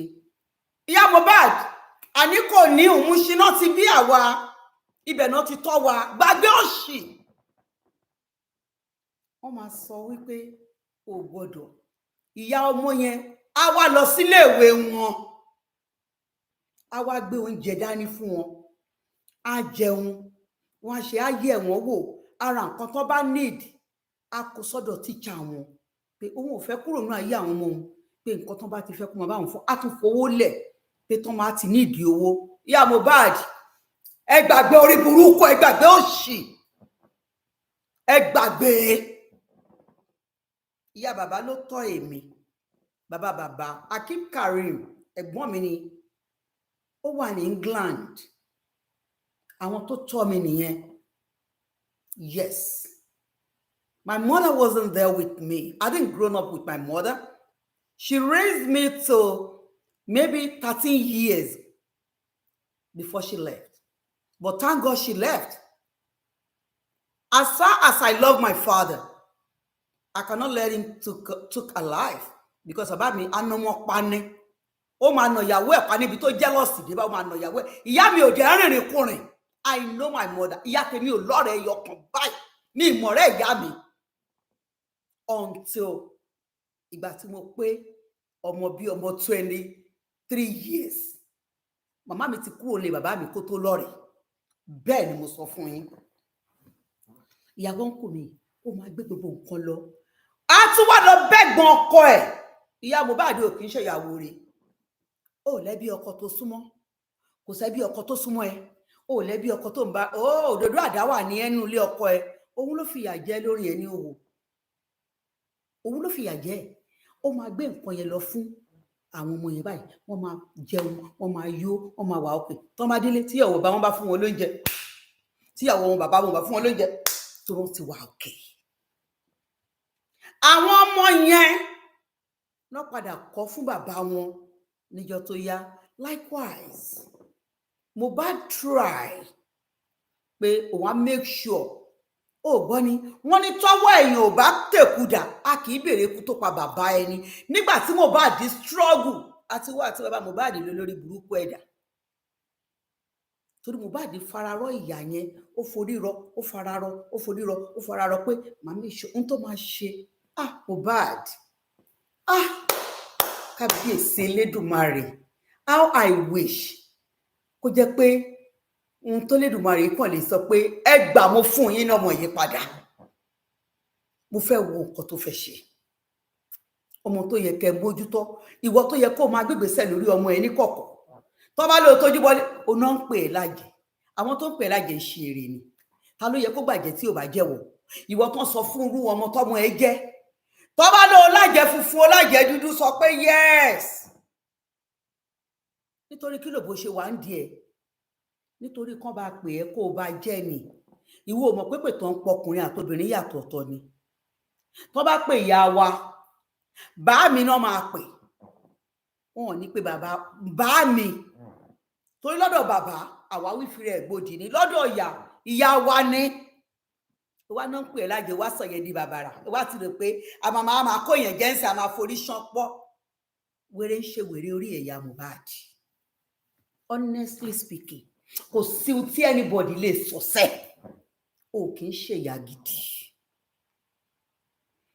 Tí Mohbad bá sọ fún ẹ pé tí n bá ti wọlé ní ilé bá yín sọ̀rọ̀, yes, torí jẹ́ ọmọ tó ní làákàyè. Wọ́n dẹ̀ sọ fún ẹ wípé kò ń ṣe ọmọ tó fẹ́ ìjà o. Ọmọ yìí dẹ̀ máa ṣe ẹ́ lóore o. It's just like wípé ìwọ gangan lọmọ yẹn tọ̀ wá ló fẹ́ gbọn aṣọ ìyà kúrò lára ẹ̀.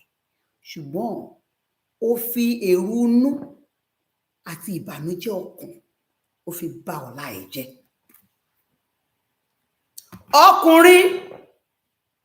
Ọkùnrin ẹlẹ́rù àgàgà ni wọ́n. Tó o bá dúró tọkùnrin pé o fẹ́ kó bẹ́ẹ̀ gbé tí ẹ ti ta. Jẹ́ kán ṣe ẹ́ lóore. Èmi consider ọkùnrin pé ẹni tó ṣe mí lóore. Oore ọmọ náà ṣe mí o. Ebi go ti ẹ gbé. Mo ti sọ fọkùnrin rí, mo ní wò ọ̀gá tó bá dókòbó lẹ́ ń bí tó bá doyún máa lé ya ẹ̀ dànù ni. Ó ní ẹ̀mú ní wò mo fi Elédùmarè búra máa lé ẹni torí máa fẹ́ kó ọkọ lò lóyún. Mi ì fẹ́ rí ẹnu ayé mi. Jẹ́ ìfọ̀láfíà ara tó oyún mi àtọmọ mi kí n dẹ̀ jèrè ẹ̀. Ó náà bí mi re mo lé mi. Màá jẹ́ fún ẹ pé mo ṣe ni mo ti wá. Máa dìnnà yẹn lójú ayé ẹni. Kó máa sọ̀rọ̀ ìdí bàbàrà kan kó máa níbo ìyá Mohbad ń tó máa ń ṣerú yín ni wípé ẹ ò lè dá dúró. Ẹ tóbìnrin. Mo màmá ń láìkí ọmọ tó bá bí lẹ́kùn tó bá bí ní mo ṣe o. Mo láìkí wọn bá jẹ́. Torí kò sí ohun tó fẹ́ ṣẹlẹ̀ tá àti ìrírí. Kò síbi tó ti fẹ́ gbé wá tó ní bá wa ń bẹ̀. Bẹ́ẹ̀ ni. But ìyá Mohbad gbogbo èyí tó ń sọ yìí kò mọ́yán lórí. Kò ní mínì. Tí ọmọ ẹ bá sọ pé mọ́mì tí bá ti wọlé mi ní lè sọ̀rọ̀ o.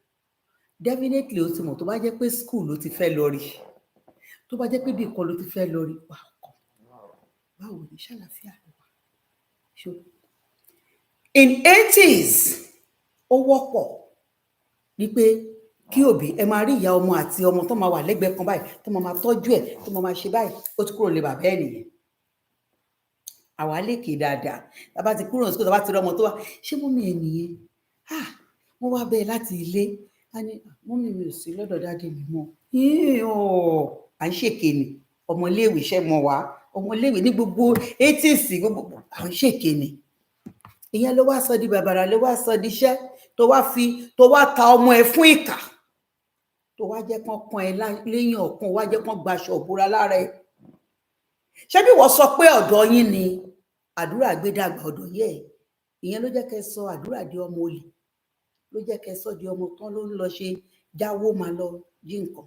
Ìjàmùjà tó bá ṣe pé lọ́nà ìwọ̀n pa èmi rí àwọn ọmọ mi o ìbùkún àti promise ọmọ wa bá níbi tí mò ń gbé ọmọ wa lọ dídé lọ́dọ̀ mi. Àdúrà ọ̀dọ̀ mi ni àdúrà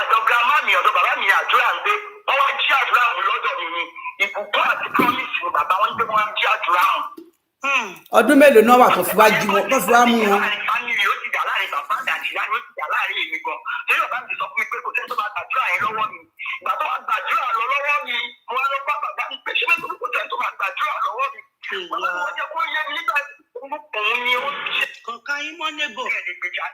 ẹ máa gbọ́ ẹ máa gbọ́ ẹ máa gbọ́. ìkọ̀kọ̀ ṣùgbọ́n Ọlọ́run ló máa gbèjà mi ẹ̀ lè gbèjà mi. mo fẹ́ kẹ́ gbọ́ bẹ̀ yẹn dáadáa. Ọlọ́run lọ́ba ẹlẹ́sàn ìfàyàláyà ó máa dá fún wọn ò lè gbèjà ẹ Ọlọ́run ló máa gbèjà ẹ but wọ́n ń gbèjà ẹ lọ́wọ́lọ́wọ́ báyìí pẹ̀lú gbogbo àwọn question tó fi ń try láti side ẹ̀yìn continue. ṣé máa dá fún ìgbà sí i. ṣé gbogbo nǹkan tí mo fèsì sí mo ti fèsì láti Genesis ni o. kò ní nínú púpọ̀ obìnrin fèsì ju tiẹ̀ lọ.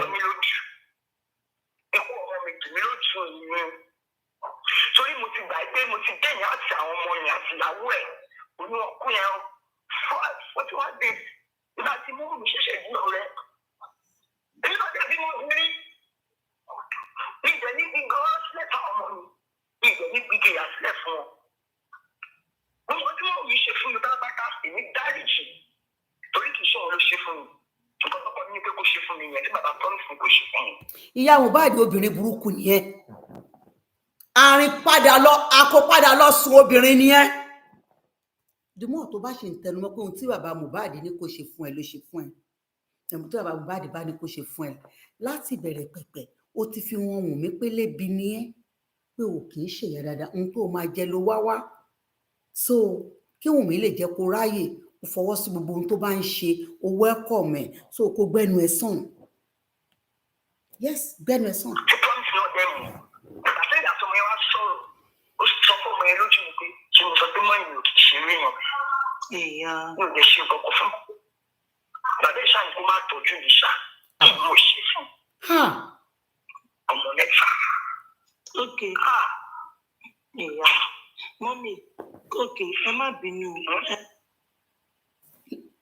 Mohbad sọ fún ìyàwó ẹ pé ṣé mo sọ pé mọ́mì mi ò kì í ṣèyàn bẹ́ẹ̀ after tí ìyàwó ẹ lóhun ti expect ẹ pé kó wá bá òun kó wá béèrè ọ̀rọ̀ lọ́wọ́ òun Mohbad ṣe wá sọ ẹ pé ṣé mo sọ fún mọ́mì mi ò kì í ṣèyàn bẹ́ẹ̀ ohun tí bàbá mi ní kó ohun tí bàbá ẹ ní kó ṣe fún mi òun ló ń ṣe fún mi. ìyá Mohbad tí kà bá rojọ́ ìkà kọ́ ló máa dà ó jẹ̀bi tótọ́ ó jẹ̀bi máa sọ tí bàbá Mohbad náà fún o kọ́ má kàn sórí lẹ́gbẹ̀lẹ́gbẹ̀ bí ẹja aláǹtakùn bíbá yìí kan rò bí òwò aláǹtakùn kan rò kò bí apé kínní àwọn náà ní lọ́wọ́ ẹ̀yin méjèèjì lẹ fi ìdààmú ayé yín fi pa Mohbad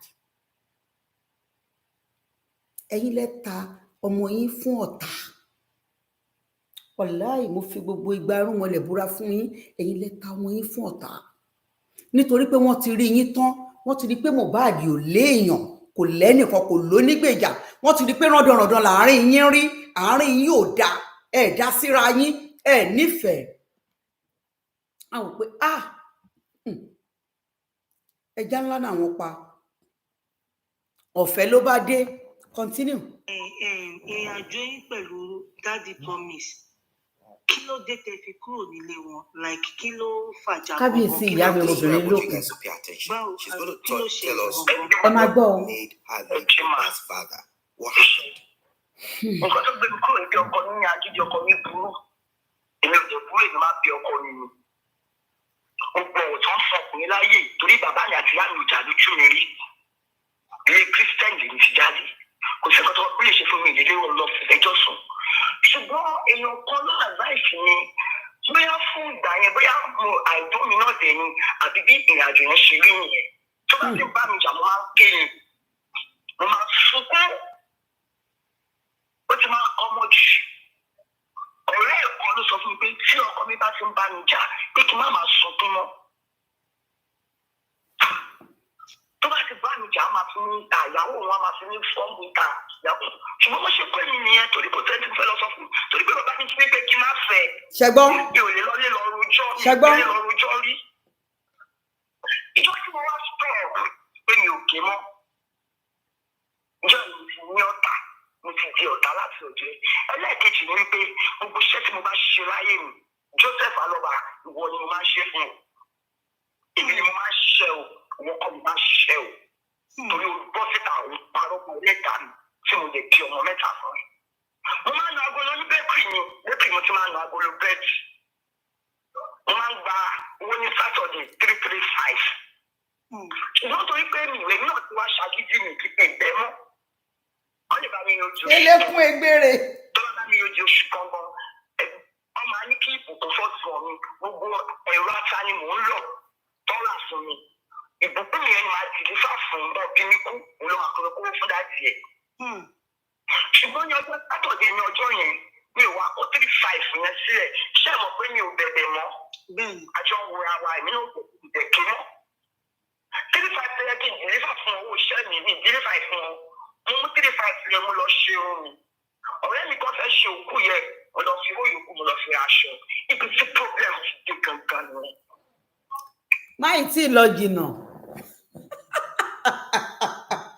Àwọn tó interview ìyá Mohbad mi ò mọjọ́ orí wọn. Bọ́ mo mọ̀ pé wọ́n á jù mí lọ díẹ̀. Ṣùgbọ́n ẹ jẹ́ kí n sọ fún yín lọ́jọ́ orí mi. Ọ̀rọ̀ tèmi lèmi máa fi ṣe sample. Ìyá Mohbad gbé gbogbo ẹnu ẹ̀ sàn. Ẹ̀yin èèyàn mi. Ó níbi tí n ti bẹ̀rẹ̀ ìrìn àjò ayé mi. Ọ̀rọ̀ mi yé yín. Èmi tí mo jókòó síwájú yín, èmi kékeré yìí. Ìyá tó bí mi, bàbá bàbá mi, ìyá bàbá mi. Iṣu ló ń tà láàrin ọjà Àmùṣin.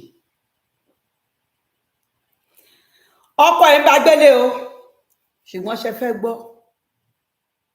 Márùn tàná níran wọn. Ó máa rí nǹkan tó dá báyìí ó máa rà fọ́kọ ẹ̀ ni. Bóyá owó wà lápò ọkọ ẹ̀ lè sọ.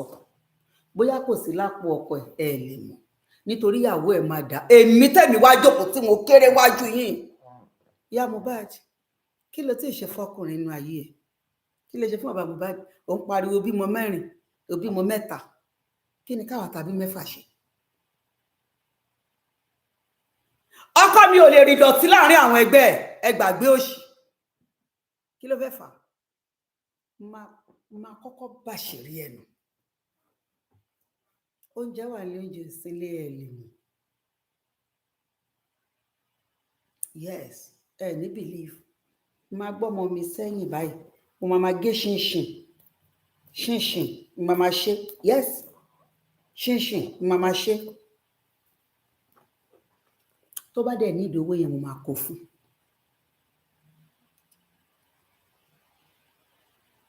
Gbogbo story yìí tó ń sọ yìí gbàgbé òṣì. Àwọn obìnrin, àwọn billions obìnrin ṣe yàláyà ẹ̀. O kàn rò pé àwọn ìyá wa yẹn ò ń lọ nu agolo. Àìmọye ni tó nu bàtà. Àìmọye tó fọkọ wọn sílẹ̀ bọ́kọ wọn ṣe máa dàgbádà ní tó máa tún rí ilé ọlọ́tí. Wọ́n lọ ru káyá. Wọ́n bá ṣe oúnjẹ sílé, ọkùnrin yẹn máa jẹ tó bá dé. Because ṣàríra ìdí àbáyìí tí àwọn ìyá wa ń lò láyé ìgbà yẹn, a rò pé wọ́n go àròpọ̀ orí wọn ò pé orí wọn pé pa. Ìyẹn náà fi rí wa bí, ìyẹn náà fi rí wa tọ́, ìyẹn náà fi tọ́ wa, náà fi lẹ́nu ọ̀rọ̀. Ìyẹn ni púpọ̀ ẹlòmíì nínú wọn ó padà jèrè ọkọ látara ọmọ ni, kì í ṣe lọ́wọ́ ọkùnrin yẹn. Ẹ gbọ́ mi, látara ọmọ ni. Tó bá dé ojúwòye, wà rí àwọn ìyá láyà. Ní ayé ìgbà tó jẹ́ wípé wọ́n ná ọjà alẹ́ lójúwòye, òkú ló pọ̀ jù tó nájà ń bẹ̀. Ó dùn mí tí rí brọ́dà mi kan ayélérù mi tí rí mi báyìí. Wọ́n wá witness nǹkan tí mo sọ yìí. Àwọn ìyá yẹn, èyí tó máa gbọ́jà alẹ́ wa, èyí tó máa wá ra, wọ́n á ti lọ sọ́jọ̀, oníkálukú á ti lọ rà, wọ́n máa wá tajà yẹn, wọ́n máa tà lálẹ́, wọ́n máa kí lè rò pọ́n torí ẹ̀ta. Ọmọ wọn máa lọ sílé ìwé láàárọ̀, nǹkan máa jẹ. Nínú ẹ̀ náà máa sáré sí àsìkò. Ọkọ yẹn máa jẹ́ ń bẹ̀. Ọkọ tó ti lọ ṣiṣẹ́ tó ti.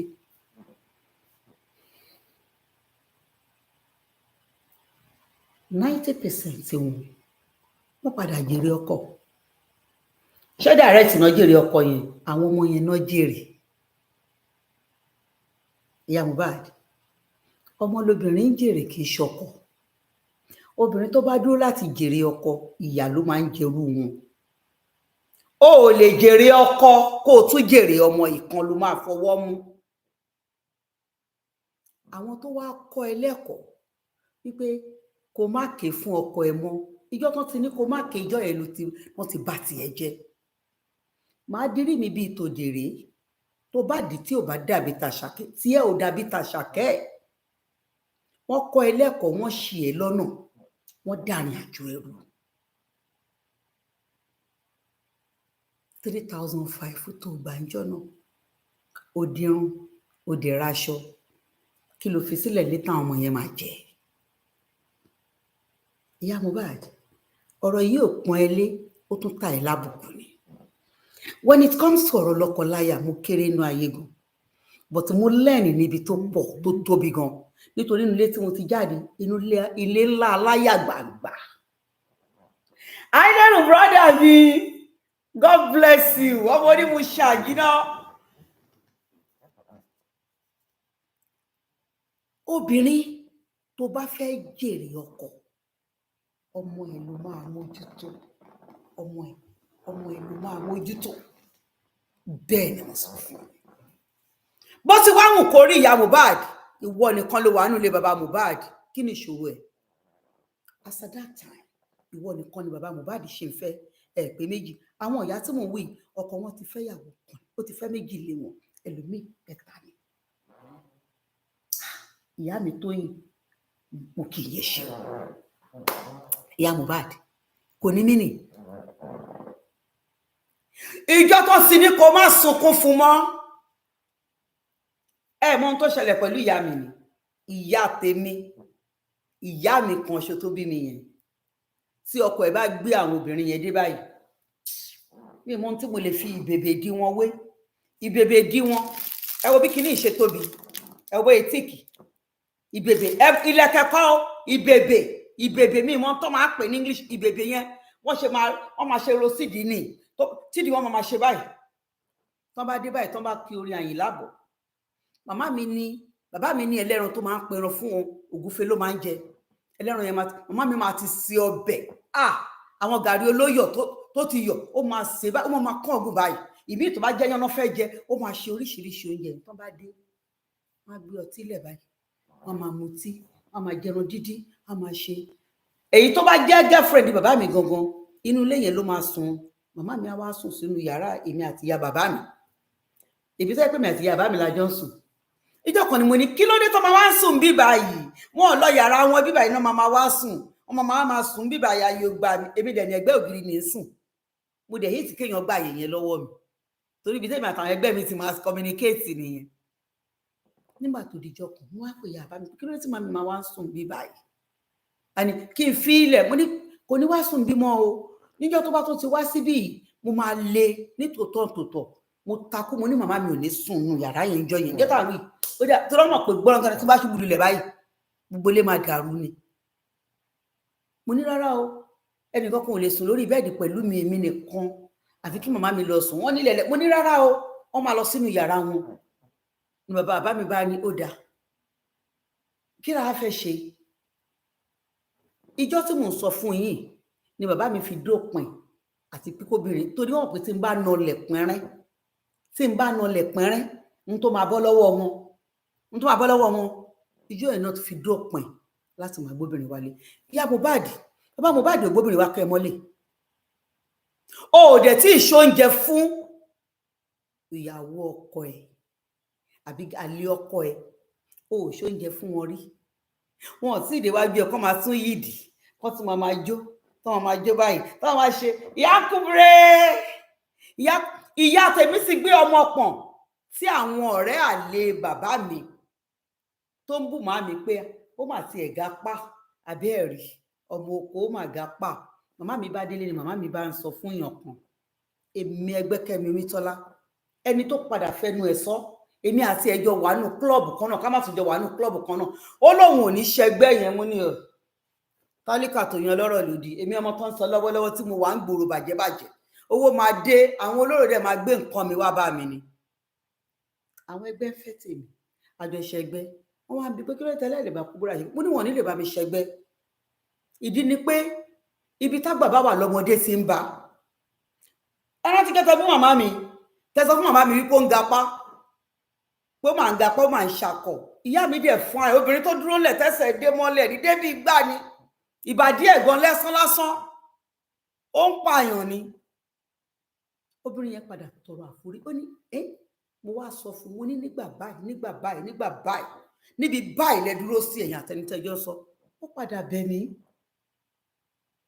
nítorí náà mo ṣe mọ̀ wípé ọ̀rọ̀ ò ṣe é sọ lójú ọmọdé ìyá Mohbad ojú ẹ̀ ò rí nǹkan kan wàá pẹ́ láyé ojú ẹ̀ ò ní rí bí ìkan nìyẹn máa fọwọ́ mú tó bá jẹ́ pé o fọwọ́ mú nǹkan àwọn nǹkan yẹn nígbà yìí ẹni tó kọ́ ẹ tó ní kó o má sunkún mọ́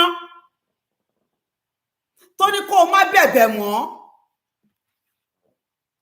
ó yẹ kó o máa ṣépè fún lẹ́nìí ni nítorí pé àwọn òde tẹ fẹ́ lọ ńjọ́ náà àwọn ọkùnrin tẹ fẹ́ lọ pàdé níbẹ̀ ńjọ́ yẹn ó yá níbo lẹjọ́ ẹ̀ ń dì sínsìn. ló wá ti di pé a máa ka èso oríṣiríṣi sí mi lẹ́sẹ̀ kọ́ máa ka èso oríṣiríṣi sí mi lẹ́sẹ̀ kọ́ máa ka èso oríṣiríṣi wọ́n sọ yí pé àwọn ká mi mọ́ ibì kan irọ́ ló pa o ẹlẹ́dàá mi máa bí ẹ léèrè ibi tó bá wà. ẹ máa gbọ́ ẹ máa gbọ́. ẹnìkan ló wà nínú ilé mi ọmọ kékeré ló kéré sí mi ṣùgbọ́n mú mi bí ẹ̀gbọ́n nínú ọmọ gàjọ́ ṣe ọ̀rẹ́ ọkọ ẹ̀mọ ìlú mi ni ìyàwó ọmọ kiri ni wọ́n á ṣá ọjọ́ náà ti máa ń jẹun máa fún wọn lóúnjẹ wọ́n á fún ọkọ ẹ̀ wá travel èmi ò jẹ mọ̀ pé kò dáa níwájú ọlọ́run bá láàyè èmi wá sí oúnjẹ fún ọkọ ẹ̀ wọ́n á gbé fún tó sì máa jẹun lọ́dọ̀ mi ṣọkùnrin náà máa ń dúró sí ẹ̀ṣẹ̀ tí mo tún sẹ́yìn mi òkú mi mọ́ ìdí kọ́kọ́ o. ìyá Mohbad ìyá àdúrà tí kà bá rojọ́ kàpọ̀ ló máa dà ọmọ kékeré tó mú ẹ bí àǹtí kò sí nílé ó wá ń ṣe oúnjẹ fọ́kọ ẹ ṣáká lọkọ ẹ ní ọmọ bọnàbọnà kí n tiẹ̀ ò ń ṣe oúnjẹ fún ọkọ èèyàn tí ò sí nílé ọkọ ẹ ò mọ̀ sí because tọkọ ẹ bá mọ̀ sí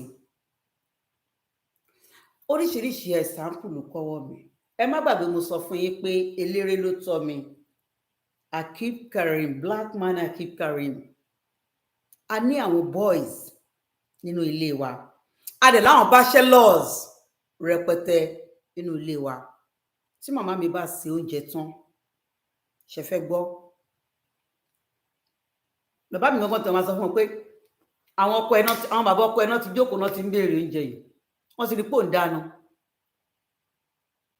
ìyá Mohbad wá ìtọkọ ẹ wà wí ẹnu ọkọ àbúrò ẹ tó fẹ́ fún lóúnjẹ tó wá jẹ́wọ́ ni ó wá ń delédè ànàmọ́sọ níbo ló ti gbé oúnjẹ fún because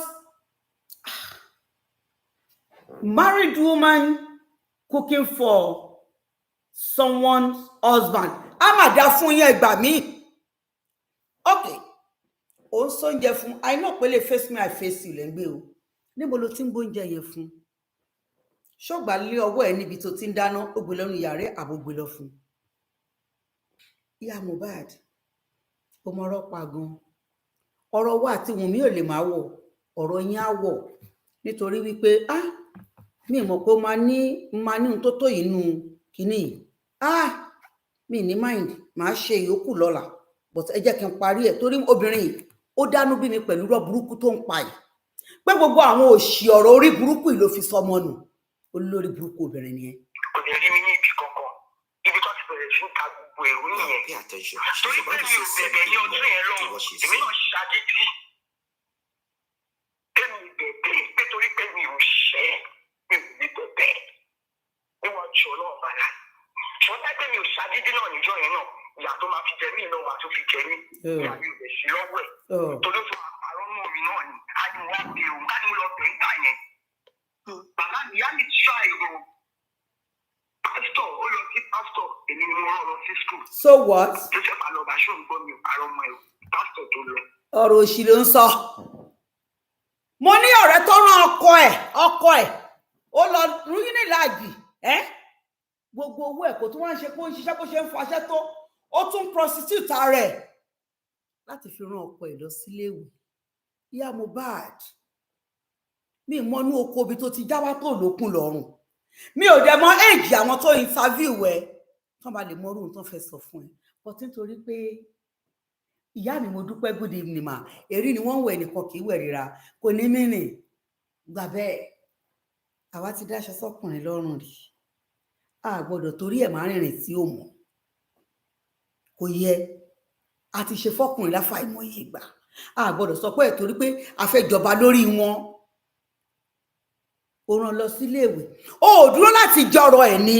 Tó bá dúró láti jọrọ ẹ̀, ẹnìkan kì í bá lùkèrè ìṣèdúlẹ̀ bàbá ẹ̀, because nítorí pé wọ́n ti kọ́ ẹ, ó ti já sí tàbí ó ti jájú bí egbò fàlì.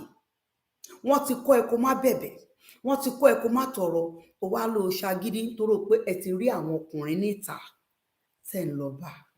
Ìyá Mohbad, jọ yẹn sọ tòótọ́ fún ẹ, àwọn obìnrin kan wà ní gbòòrò ayé yìí, àwa ni husband and wife ara wa. Gbogbo àwọn òṣèré gbé ẹjọ́ tó ń wí yìí, ẹ gbàgbé rí burúkú, kò ní ìtumọ̀ ń bí. It's all campaign after election. lọ́dọ̀ bàbá dé ara ìgbìmọ̀ wọn ẹ lọ. Story. ṣùgbọ́n èèyàn ò ṣe nǹkan kan ṣe bí ọkọ àti ìyàwó ni wá. èèyàn ò ṣe nǹkan kan. Mọ́tò. wọn ló tú àṣírí ààrẹ ló tú àṣírí. Ìwọ ló dójú ti rẹ, àṣírí wo ló tú? nígbà tí promise ṣe kò jọ èmi lójú, àwọn ọmọ Nàìjíríà ló kàn fà á lọ́ọ́ ru ẹrù ẹlẹ́rù sórí tọ́pà tí wọ́n lọ́wọ́. Orí ẹ ti burú. Ìyá Mohbad, lórí ọ̀rọ̀ Mohbad kò ń ṣe ẹrù ẹlẹ́rù. Ìwọ gangan ni Sanni tó ń forí ru ẹrù ẹlẹ́rù, nítorí pé àwọn tó tiẹ̀ láti gbà tó kéré tí wọn ò bá tiẹ̀ débi tó wà yìí, àwa ò ní rí ọ̀rọ̀ ẹ fi ṣàríkọ́gbọ́n. Even though Mohbad ní gbogbo wa nífẹ̀ẹ́, Mohbad lánú ẹ̀ ṣe wá pé ó ṣe ń láti jẹ́rú ọ̀rọ̀ ara ẹ̀yìn òbí jàtijàsí báyìí ló ti wáyé. Ara bí amọ́ ta wá, àwa ọ̀rẹ́ ẹrù ẹlẹ́rù fatiwa dáadáa, àwa kì í ṣe ọ̀rẹ́ ẹrù fẹ́ràn bíi tiẹ̀. Abiyamọ tó yanrantí, tó nífẹ̀ẹ́ ọmọ ní gbogbo ẹ̀dá alààyè tó ń dá sí ọ̀rọ̀ ẹ̀. Ṣùgbọ́n torí wípé o ò dá láti ilẹ̀ pẹ̀lú ọkọ ẹ, o ò nínú, o wá dì yẹn sínú. Ìjọ tóbìnrin bá ti ní ẹ̀kanú tó mọ̀yàn fi sínú tó lẹ́bi ìdáríjì, ọ̀rọ̀ yìí ò kí ń lójútùú. Bẹ́ẹ̀ ni ọ̀rọ̀ ọ̀rọ̀ yìí kì í lójútùú. Kò sọ́mọ Nàìjíríà kankan tó rẹrù ẹlẹ́rù tó fa tiẹ̀ dání. Ìwọ ló mú orí tiẹ̀, ló sọ orí ẹ̀ nù. Ìjọ tẹ̀dá ò bá ti mójú tọrọ ààrẹ, ó máa dọ̀rọ̀ ẹ̀nu ni.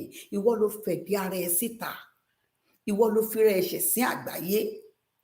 Nítorí pé tó bá jẹ́ èmi ni, mo fi Elédùmarè búra, mi ò tiẹ̀ ní mẹ́nu lọ sí gbogbo ibi tó ń sọ̀rọ̀ dé. Gbogbo àwọn ọ̀rọ̀ tó ń pa yìí, àwọn kan tó wà tán tó ní làákàyè gidi tí kì í ṣe irú èmi ọmọ kókó yìí, wọ́n á bẹ ẹ̀yìn ọ̀nà ẹ̀ nìkan kan. Continue.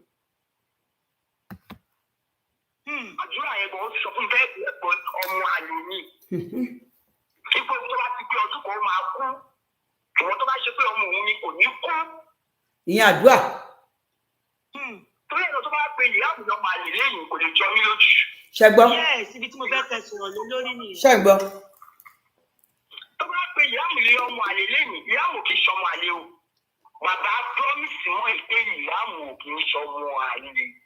ṣùgbọ́n kò fẹ́ sí ìyá jẹ wá ni, ṣùgbọ́n náà máa gbèjà. Ìyá Liam, pẹ̀lẹ́ o jàre, abiyamọ ń jẹ́ ogún le. Ó ní àdúrà kì í ṣọmọ òun, ṣùgbọ́n tó bá pé ọdún kan, tí ó bá pé ọdún kan tí ó bá kú òun lòun ní. Because ìrìn ẹsẹ̀ ò mọ́ ni. That means pé ó ti dọ̀tí látilẹ̀. Ọkọ ẹ̀ sì mọ̀ pé ó sì rìnrìn kùnrin látilẹ̀. Ìgbà tó bí àkọ́bí kò dá ọ̀tún ẹ̀, ìgbà tó bẹ́lẹ̀ kejì kò dá ọ̀tún ẹ̀, ó wá jórí àdúrà ló wá dá ọ̀tún ẹ̀. Àdúrà òun ló ṣe orí lẹ́gbẹ̀lẹ́gbẹ̀ bí orí lẹ́gbẹ̀lẹ́gbẹ̀ bí ẹja lẹ́gbẹ̀lẹ́gbẹ̀ yẹn. Àbí òbí kìíní kò dá ọ̀tún ẹ̀, ó bẹ́lẹ̀ kejì kò dá ọ̀tún ẹ̀, ẹlẹ́kẹta ló wá dá ọ̀tún ẹ̀. Now Liam kì í ṣọmọ àlè. Ìyá yín ò ní gbé because afọ́jú ni ẹ́, etí inú ẹ̀ dẹ̀ ti dì. Ṣẹ́rí, Ọlọ́run má ṣe wá dáa tọrọ jẹ o. Ọlọ́run má ṣe wá ní ẹni tó ń tọrọ jẹ, kí Elédùmarè má fàtìjẹ wá síbi tó le. Alátẹnujẹ lobìnrin.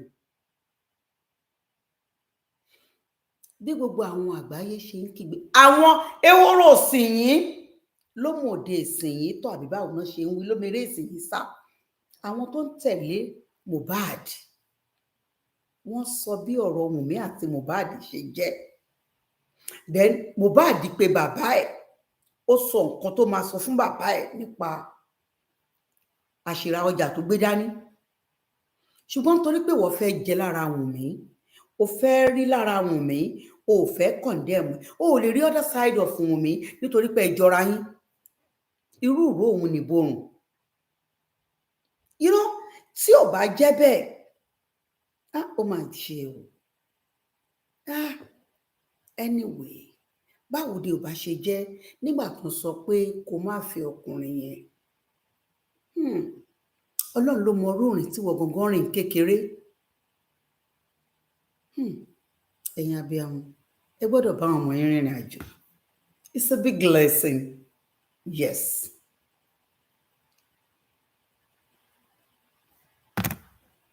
Àjà máa fà ìyáàmù kì í ṣe ọmọ àlè. Èmi àti wọn kì í ṣe ọ̀rẹ́ fẹ́. Òun ló ṣe omi fún ìyàwó ọmọ ẹ̀ ló ṣiṣẹ́ fún tó fi lóyún. Bẹ́ẹ̀ni, ìgbà tó ti lóyún gan, lẹ́ka ni wọ́n tún ṣàlàyé yẹn fún mi o. Ó lọ lé ọjọ́ mẹ́ta nínú ilé wọn. Ìgbà tó dé. Òun ló lọ ṣe omi fún ìyàwó ọmọ ẹ̀ tó fi lóyún, ṣóun ló wá bá a sùn ni. Tó bá ṣe omi fún ìyàwó ọmọ ẹ̀ kó bá fi lóyún, ṣé ó tẹ̀lé ìyàwó ọmọ ẹ̀ jáde ni? Kò tẹ̀lé jáde. Ìyá Liam òpònú, ìyá Mohbad òpònú, ṣé ó ń tẹ̀lé ìyàwó ọmọ ẹ̀ jáde ni? Ṣé ó ń bá a rìn ni? Ṣé bó ṣomi fún kó lóyún? Ṣé bó wò pé ìyàwó ọmọ òun ó lóun ò lóyún, òun dẹ̀ fẹ́ lóyún? Bàbá pàápàá òpònú tó ń ṣáájú ọmọ fún ọmọ 20 years, ọmọ 19 years. Ẹ jọ̀ọ́, ẹ̀yin méjèèjì lẹ kú lórí sẹ̀. Ó ń ṣomi fún wọn nígbà tí ìyàwó ọmọ ẹ̀ lóyún, ó wá sùn bẹ́ẹ̀ fúnjọ́ mẹ́ta. Àlẹ́jọ́ òfò ló ń rò. Wàláhì Elédùmarè, ẹjọ́ ìyà òun ló gbé dání. Ìyáàmù yẹn ní kó má jẹ́ kí n wẹ̀ fún pé àjẹ́ ni mí. Ó ní ìyáàmù yẹn ló máa ra kó sí òun tó ń bá kú. Òun ló pe pásítọ̀ tó sọmọ lórúkọ. Nǹkan tí òun àti sísá wọn kì í ṣe ọ̀tá ara wọn o. Láti promise, ó sọ fún mo níwọ̀ náà bímọ obìnrin o. Èmi náà jẹ́ bímọ obìnrin mi yóò wà ìkálẹ̀ fún àwọn ọmọ mi o. Torí ọmọ òun máa bí mi, mi ìdẹ́sẹ́ kan gbẹ̀sán burúkú lára àwọn ọmọ mi. Wọ́n àti bàbá Mohbad wọn kì í ṣe ọ̀tá o. Nǹkan tó jíjà wọn lẹ̀ ni owó òpó wọn. Mi ò sọ fún ti ẹ o. Àti ibi ọmọ yẹn mi ò bá wọn dá sí kò kàn mí. Ok, lóòótọ́ mọ́mì, so lóòótọ́ ni owó ìkómọ àti placenta dájàlẹ̀ lóòótọ́. Wunmi ò parọ́, kò ṣe pé Wunmi fi parọ́. Wunmi ò parọ́ o, náà bí mo bìnrin o. Ọlọ́run máa bí yín léèrè o. Èmi gbọ́ wò kó mọ yẹn, nǹkan tó dájà lẹ̀ ní àárín wọn ìyẹn àtàkàṣeré nìtàn. Nǹkan tó dájà lẹ̀ nìyẹn o. Owó kò mọ. So placenta.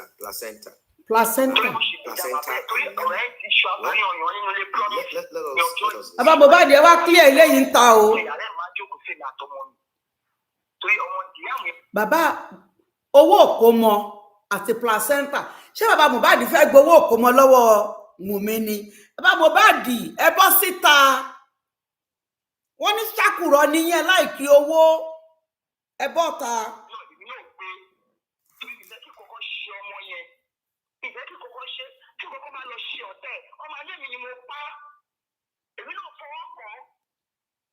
Mi ò fọwọ́ kàn owó òkómọ ló jíjà alẹ́. Owó òkómọ tó jíjà alẹ́ yẹn ni wọ́n fi bàbá fún wá fún èmi mọ́ra ló ṣàlàyé fún mi. Èmi dẹ̀ pé ọmọ ẹ fúdà sí wọ́n ní wọ́n sẹ́ǹdì owó sí wọn pé wọ́n sẹ́ǹdì wọn 50,000 èpè tó 50,000 wọ́n fẹ́ gbà. Gbà tó ṣàfà wàhálà yẹn títí sí wọ́n sẹ́ǹdì ṣàbà promise sọ̀rọ̀ promise sọ pé ṣé bí ó ṣàtẹ́ǹdì owó yẹn sí wọn padà. so wọ́n padà sẹ́ndì 250 yẹn pé. wọ́n sẹ́ndì ẹ̀ pé wọn bí wọn kú báwọn ṣe ní sẹ́ndì ẹ̀. ṣẹgbọ́ bí wọn kú kọ́ máa sẹ́ndì owó. ṣẹgbọ́. báwọn ṣe ní sẹ́ndì. ṣé ń gbọ́ wọ́n ní wọn bí wọn da kí wọ́n máa sẹ́ndì owó ibi tí bàbá Mohbad ní wọ́n lára dé wọn bí wọn da. ṣẹgbọ́ Bukky Jesse wọn lórúkọ muslim ní Mohbad ìyá Mohbad sọ wípé bàbá Mohbad ló pe àwọn aládùúà pásítọ̀ kó wá sọmọ lórúkọ ṣáwọn náà sọmọ ní Liam ìyẹn bẹ́ẹ̀ ó wá ní because point bàbá Mohbad máa jáde wọn máa sọ̀rọ̀ tẹ́ ẹ bá sọ̀rọ̀ àá sì mọ̀ pé ṣàkùrọ̀ nìyí torí ìyàwó yín ní owó ló ń bojú ọ̀rẹ́ jẹ́ pé owó ló bá ọ̀rẹ́ yín àti Wùnmí wọ́n lọ send 150 sí wọ́n lọ sọ pé àfitẹ bá gba 250 ìyá Mohbad bàbá Mohbad tó bá jẹ́ bẹ́ẹ̀ mo yìí ń bọ̀ fún yín o wàláhì Elédùmarè n tó bá gbà mí lórí kinní ni màá tó kúrò ṣùgbọ́n ẹ jẹ́ kí n sọ kinní kan fún yín tí ọmọ bá fẹ́ ṣèyàwó tí òbí ẹ̀ ò bá lówó lọ́wọ́ ọmọ máa ń bàṣírí òbí ẹjọ́ tí ń bá parọ́ ẹ má bò mí ẹ̀tọ́ ni kí ọmọ bo ìyá àti bàbá ẹ̀ láṣìírí tí ọmọ bá fẹ́ ṣe ìnáwó bíi némì tí ò bá sówó lọ́wọ́ ẹ̀ bàbá ló máa ń ní ẹran àkọ́bí ọmọ bàbá ló máa ń ẹran tó máa pa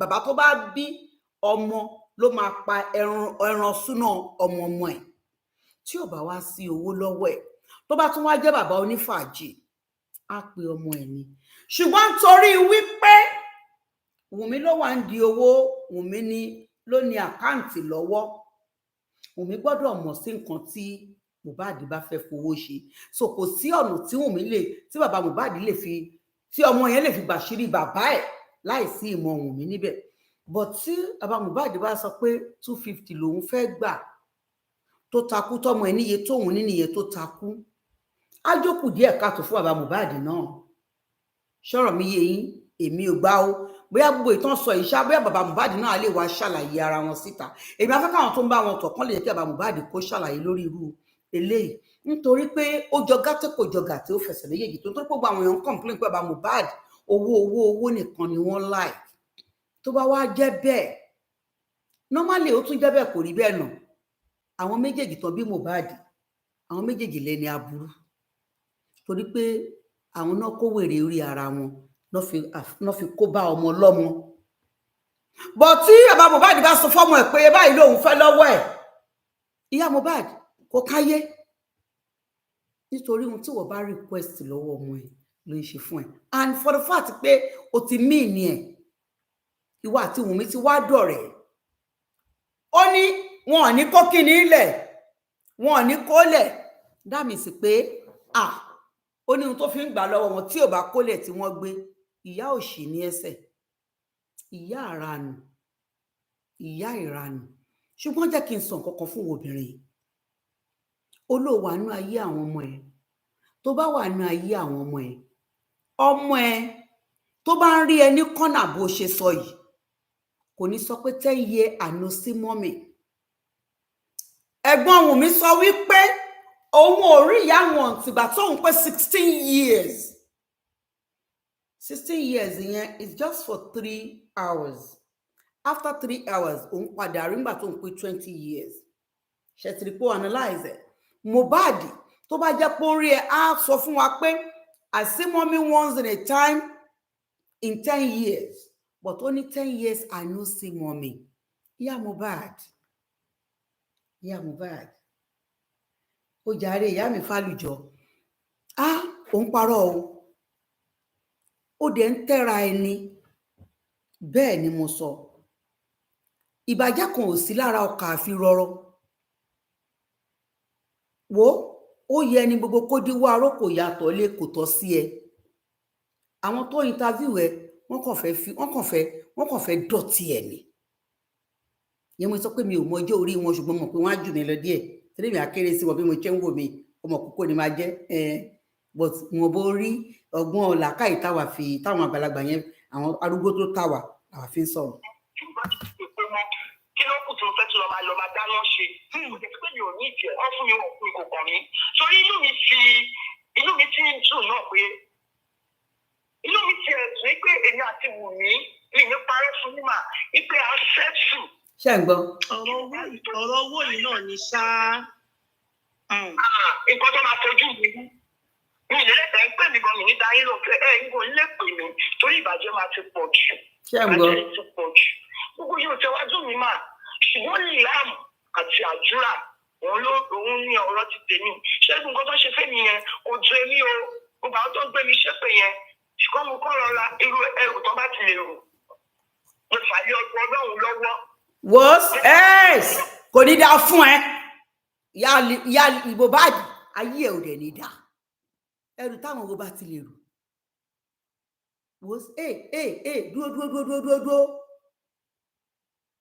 Àárín títí ológun báyìí kò lọ wẹ ọṣẹ yẹn níbẹ̀ kò lè jẹ́ fún ẹ. Nítorí pé ohun tó o ṣe fún ọmọ ẹ ó ń ta àwa lára la fi ń sọ̀rọ̀. Yes. Gbàgbé orí burúkú. Ká ló ń ṣe má dàrí kan fún ẹ. Dábì padà yẹn kò síbi kankan lórí ẹ tó fẹ́ dá padà. Ẹni tá a lè dábì kúrò lórí ẹ ló ti fi fún kàpá yẹn. Nǹkan bá lè rètè ẹnìkan rò nínú gbogbo yín ẹnìkan ṣo tó mọ́ òun ni Liam. Àdúrà ọ̀rọ̀ ẹjọ́ bíi pé wọ́n ń rìmóòtù ẹ̀ ni. Liam òun nìkan ni béèyàn kan bá ṣépè fún Liam èpè máa jẹ́ tolúwẹ̀ tìrantìran torí he is an innocent, very innocent child that knows nothing about all this nonsense. But ìwọ ya gbé gbogbo ẹnu ẹ sàn abiyamọ rádaràdá játijàti. Continue. Mo fẹ́ kẹ́ gbọ́ ohun tó máa sọ ń pa Oríyọmí sìn. Ojoojúmọ́ ni mò ń sọ pé tó bá ti ṣépè fún mi tí kò rí mi. Tó dẹ̀ ṣépè fún Liam. Bíbélì sọ fún mi pé ẹni tó bá dá mi lẹ́bi la máa dá lẹ́bi. Orí ẹ bàjẹ́. Àwa ń dá ẹ lẹ́bi torí pé ò kì í ṣèyá dáadáa.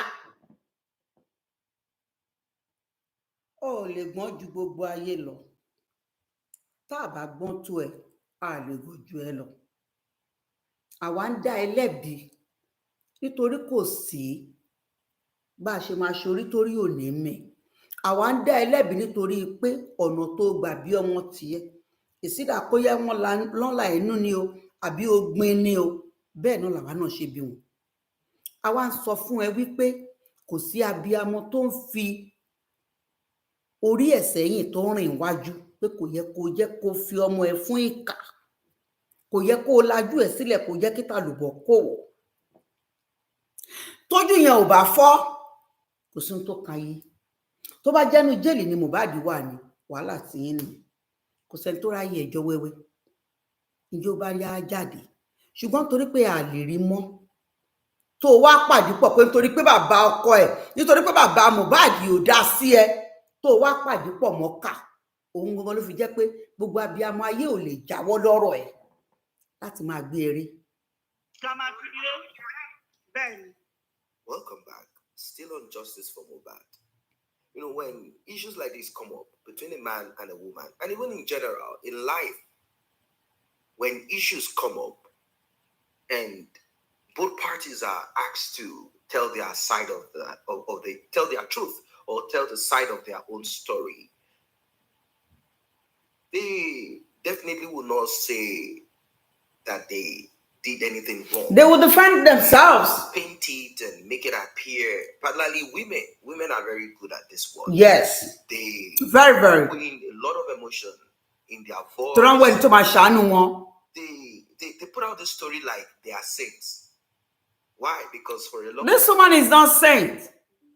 Women have always had that pity. She's not innocent. No one can pity her. Freely, even when they have done terrible things. Now, I'm not saying Mohbad's mother did terrible things to Mohbad's father when they were together, because we are not privy to that. Because both of them have their faults. Particular one. We can't. We are not privy to that. We don't know. We don't know what happened. We don't know who is lying, and we don't know who is telling the truth. We don't know. But from the account of Mohbad's mother, let me pick it from the beginning. Like I said at the initial, she said she does not know Wunmi before. She never had any contact. And the reason she did not have any contact is because Mohbad's father restricted her from having anything to do with Meaning with Mohbad and the rest of their siblings. Now, she went to the aspect of her leaving her children. She said the rest of the kids that she had for Mohbad's father, 3 children, 1 girl, Mohbad, 2 boys, and the other one called Adura. 2 boys, 1 girl that she had for Mohbad's father. From Ojare, good evening. Ayodele Yami. The eldest, a lady. Baba mi mo ki yin, ẹ Whenever ṣé I o. hear her talk about this Mohbad's case, she has never taken herself to social media. According to Mohbad's father, she is a married woman, and her husband will tell her what to do. She cannot just jump on track and begin to rant and that man still covering that one too. So, in total, 3 children: a lady, late Mohbad, and Adura. These are the children she says she bore for that man. Honey. Mohbad's father. Now, what happened? How did they start? She said, back in those days when she was young, her own parents, her father, told her to marry Mohbad's father. How true is this? Mohbad's father is going to tell us, these things happen. It needs to come out and tell us. To be friends or get married or be in a relationship with somebody, and the other person is like, parents are like, no, don't go into that relationship with this guy. Maybe because they feel that the person is broke, or they think that this person is not the right person for you, or during their course of relationship, they observed either from you complaining to them about the aggressiveness or something. But because you thought or you believe, well, this person, maybe he or she will change, or that's who you want, or something hooks you up, or you feel there is no other person out there that you can continue with. These things don't happen. Anyway, she said she proceeded in getting married to Mr. Aloba, even though her parents did not accept this marriage. Life went on. Now, she's making it clear to us that she is actually the person that does the work, that Mohbad's father was not financially okay. Yes, Mohbad's father said it, that he wasn't financially okay. Yes, he said it. Isn't it? He never denied that. And penury. And we know this is true. This is true because if you look at a lot of things, you realize there's a possibility of that penury. Poor. Yeah. Now, a lot of families are struggling. Of course. The Aloba's family is not the only one. New, or Aloba's family is not the only family that is struggling. Now, what did Mohbad's mother say? She said she had to engage herself in work, that she works in a bakery. That's what she does. She works in a bakery. Which is not new. Every week or thereabout, every week or 2 weeks, she gets paid 3,500 naira back in those years. Good for her. Back in those years, many years ago. Some don't even maybe make that amount. 18 years, 20 years ago, or thereabout. Let's say 20-something years ago, because Mohbad is 26, I think, 26. So that would be 20-something years ago. She got paid 3,500. And when she gets paid, she brings the money home. That Mohbad's father was not working. Now, what she means by Mohbad's father is not working, I don't really get the picture. Was Mohbad's father sitting down at home, sleeping and waking up? Or who knows? She didn't tell us that. To do some singing. She need to explain fully. In life with the song. Or is it that Mohbad's father was into this pastoral thing and he has not gathered enough crowd, enough members? Or is it that Mohbad's father was into carpentry, the local carpentry, and money is not, and he's not making enough as expected? What exactly is this thing? She claimed that she was the one working. She had a steady job and steady income, and that was what they were using to maintain the family at home. Did Mohbad's father get angry? Sort of like, I don't have money. And this kind of created some narcissistic characteristics in him.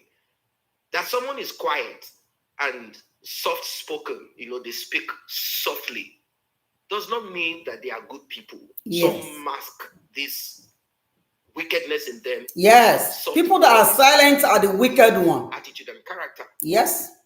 Now, what is this? Is this who Mohbad's father is? Or this is not who he is? You'll be getting to know. Now, Wunmi, on the other hand, according to Mohbad's mother, they got to know each other. They got to meet 41 days after Liam was born. Why? Because Mohbad's father, like I said, told Wunmi not to meet her, to make sure that she does not come around them. In fact, she is saying that Mohbad's father and the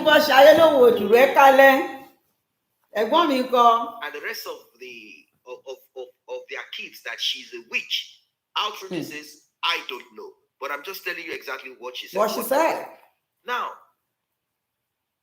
she said she was like an outcast. She could not even bathe the baby that was born. That Mohbad's father said, do not allow her to touch that child. If she does, if anything happens to that child, it is your business. Now, recall that Mohbad's father said Wunmi could not get pregnant, and that Mohbad's father had to do some spiritual work, like some blessed water, oil, and soap, and you know what white garment churches do. Eventually, Wunmi got pregnant, and that child is now the bone of contention, DNA. This is the reason why a lot of people are blaming Mohbad's father, like, hold on a sec, what is this? What nonsense is this one? It's full nonsense. What rubbish is this? What foolishness is this? Yes. Why did you spiritually assist a young girl pregnant, and now you're requesting for DNA? Like, they do not understand this thing. What prompted you to do this? Why? What happened? Well, that particular area is gray. It's a gray area. According to Mohbad's father, he said, I observed that my son and Wunmi, ever since they've been together, like after we had to do the forced marriage and whatever, it was just supposed to be an introduction. I realized afterwards, I wasn't seeing signs of pregnancy. What is this thing? What's going on between you guys? Are you okay, my son? Daughter, are you fine? Now, this is where people are beginning to query Mohbad's father, like I said. And of course, there are other people that will say, why not? There is no problem about it. If not because Mohbad is gone, if not because Wunmi did. Let me tell you something about that. After Baba Mohbad have known Wunmi, and no pregnant, no nothing. I personally, my boy, I think I questioned him. I called him one day like, Bawani, like all Yoruba mothers, not only Yoruba mothers will do that. That's the job of mother. It's part of it. Like, about Wani, you know what, Shelley? I want girlfriend, Bawani, she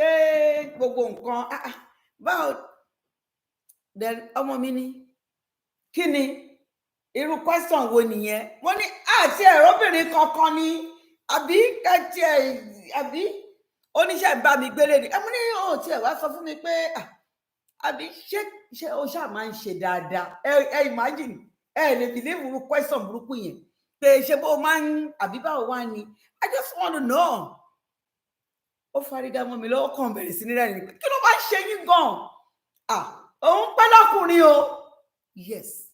If Baba Mohbad asks that, I think as a father, that is question, that is job that a mother needs to do.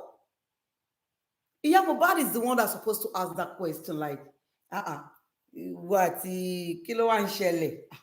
Ntí mo dẹ̀ ń retí, ẹ ṣáà dá mi lóhùn.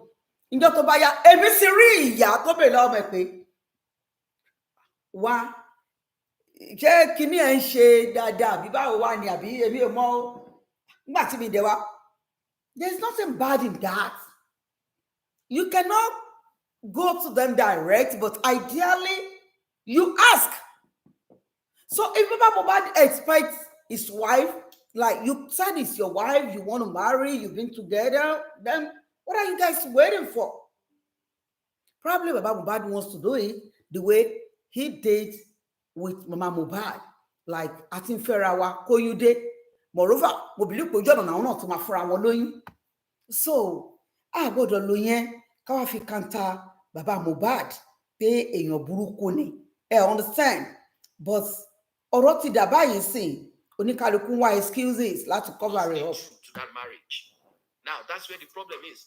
Did Wunmi stay true to that marriage? Oh. Is it a crime that Mohbad's father decided to help? Oh, Thinking that the marriage between, or the union, or whatever, togetherness of Mohbad and Wunmi is going to yield positivity. yes. Did Wunmi stay true? According to Mohbad's father, Mohbad will call, Dad, this girl, she's just a transformer. This girl, she's rubbish. She has gone to the hotel. Again, I heard this, I heard that. Dad, I found this, I found that. It was so tough. Was it after the birth? Or before the birth? What exactly is this thing? What did Mohbad's father advise Mohbad at that time? Like, wait, hold on a second. If this marriage is going to be hotel here, she is not at home now. I heard she went. If that is what it is, look, my son, we have to put an end to whatever is between you guys. And at what time was Mohbad's father seeking for ways to get Wunmi pregnant? At what time was she supportive? At what time was Wunmi transforming the whole of Lagos, Lekki, here and there? At what time was this? What exactly is going on here? Mohbad's father probably needs to say more, because what he said is Wunmi was not true to the marriage. My son. Yes, there should be a reason for it. The reason why he's asking for DNA. Will not listen. If I talk to him, he will say yes, and afterwards something else happened. She will do, yeah. They locked my son away from me. They shot his mind away from me. They manipulated my son. Whatever I tell my son, after we have concluded and agreed, my son will not follow through. That is. Let me say something here. Changing Mohbad's, turning Mohbad back towards his dad, with all what Iya Mohbad said, let me tell you something. Iya Mohbad might know about it. Yeah, this woman can do it. Because she already have a hidden agenda towards about Mohbad. But all I want is my son's wife to know me, to move closer to me. And she gained that. Ọwọ́ Ìyá Mohbad gan lè wà nú ẹ̀. Ìyá Mohbad gan lè ṣiṣẹ́ láti kọ̀yìn Mohbad sí bàbá ẹ̀. Because ó ti close máwọn Wunmi. Lately ló close máwọn Wunmi. But òun gangan ti ń ṣiṣẹ́ yẹn pé ẹ máa gbọ́. Òun nìkan ló máa ń jẹun yìí. Ọwọ́ Ìyá Mohbad gangan lè wà nú bọ́n ṣe kọ̀yìn Mohbad sí bàbá ẹ̀. Ṣé wọn ò kúkú mọ̀ pé bó ṣe máa rí ni? Ṣọ́rọ̀ mi yé yín. Ṣùgbọ́n nǹkan tẹ̀dá bá ń ṣe nílé ayé kó máa rántí ọ̀la. Tá lọ bá lọ, àbọ̀ máa padà. Sincerely speaking, a lot of things is where Mohbad's mom has failed her son. Yeah, there is little that the father can do, and that man has really tried. That's what we're saying. Not that the man did perfectly than what we expect, but at a time when things turn around, like Mohbad is no more seeing his father, I believe this woman must have something to do. Ẹjọ́ ẹ̀yin abiyamọ ayé àti ọ̀run, ẹ bá mi ṣépè fún Ìyá Mohbad.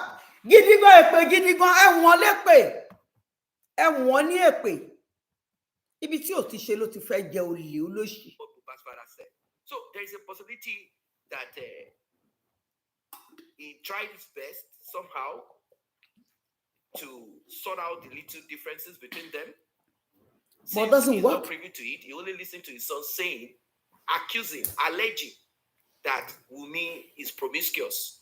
Now, he probably felt like, okay, maybe somehow they will find peace between both of them. And doesn't work. He also knows the weakness of his own son too. As a person, maybe he gets angry quickly. All of these things combined together.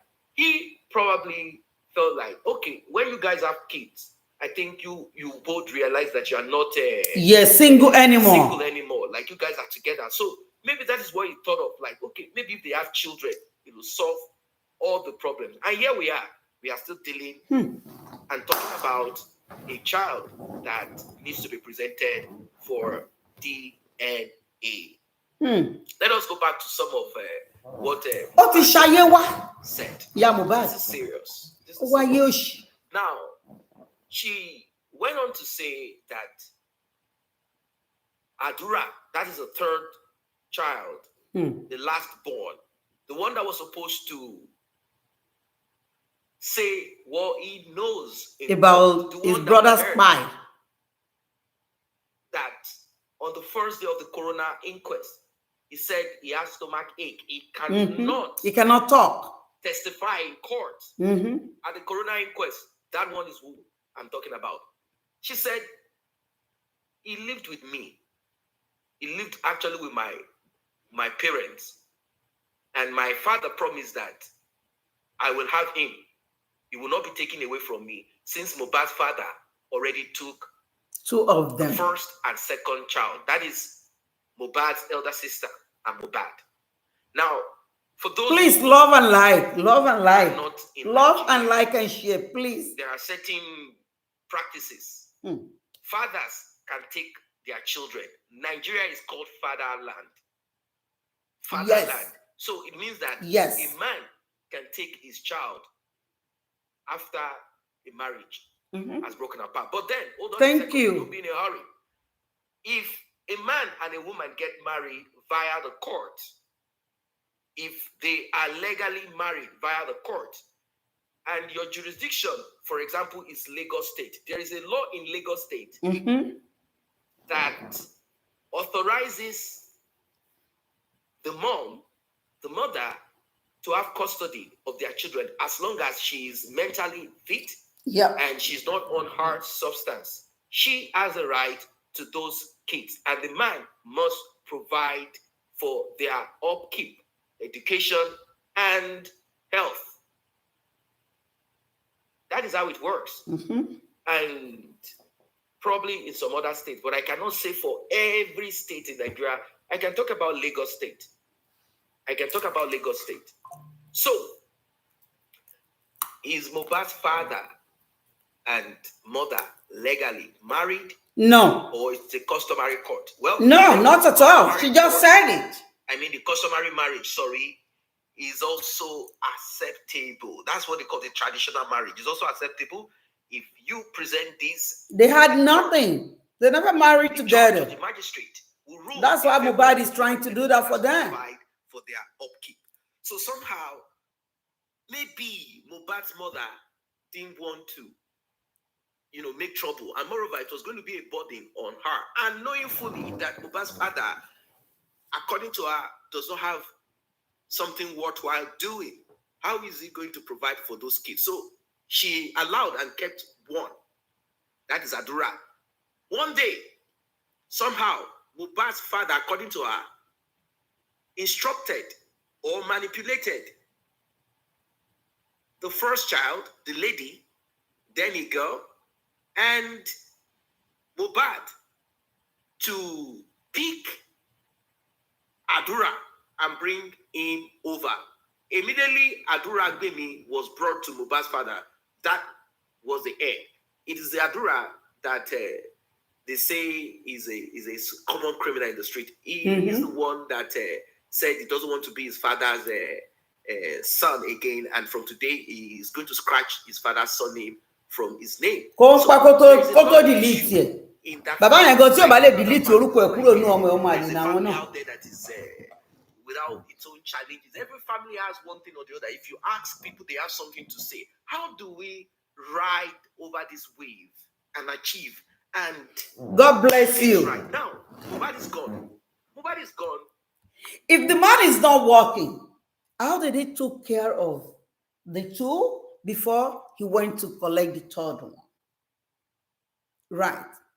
But having said all this, still, Mohbad still have she made a lot of huge mistakes. All what she was saying now doesn't mean you are clear, doesn't mean you are a good mother. Do not prove anything right here. To me, I don't know about other people because only any agidi oburugon. Please, parents, mothers, ọkùnrin mélòó ni òbúrú láyé yìí? Tẹ́ bá kó ọkùnrin mẹ́wàá sílẹ̀, tipátipá lẹ máa fi rí mẹ́ta. Ẹ jẹ́ kí n tún wá sọ kíní kan fún yín. For the father Baba Mohbad now go back and pick Adua. Sometimes men will tell you, I have to go and get my children so that when I get my children, she will come back to me. Yes. Ọkùnrin máa ń ṣe bẹ́ẹ̀ dáadáa. She is always she's making fool out of herself.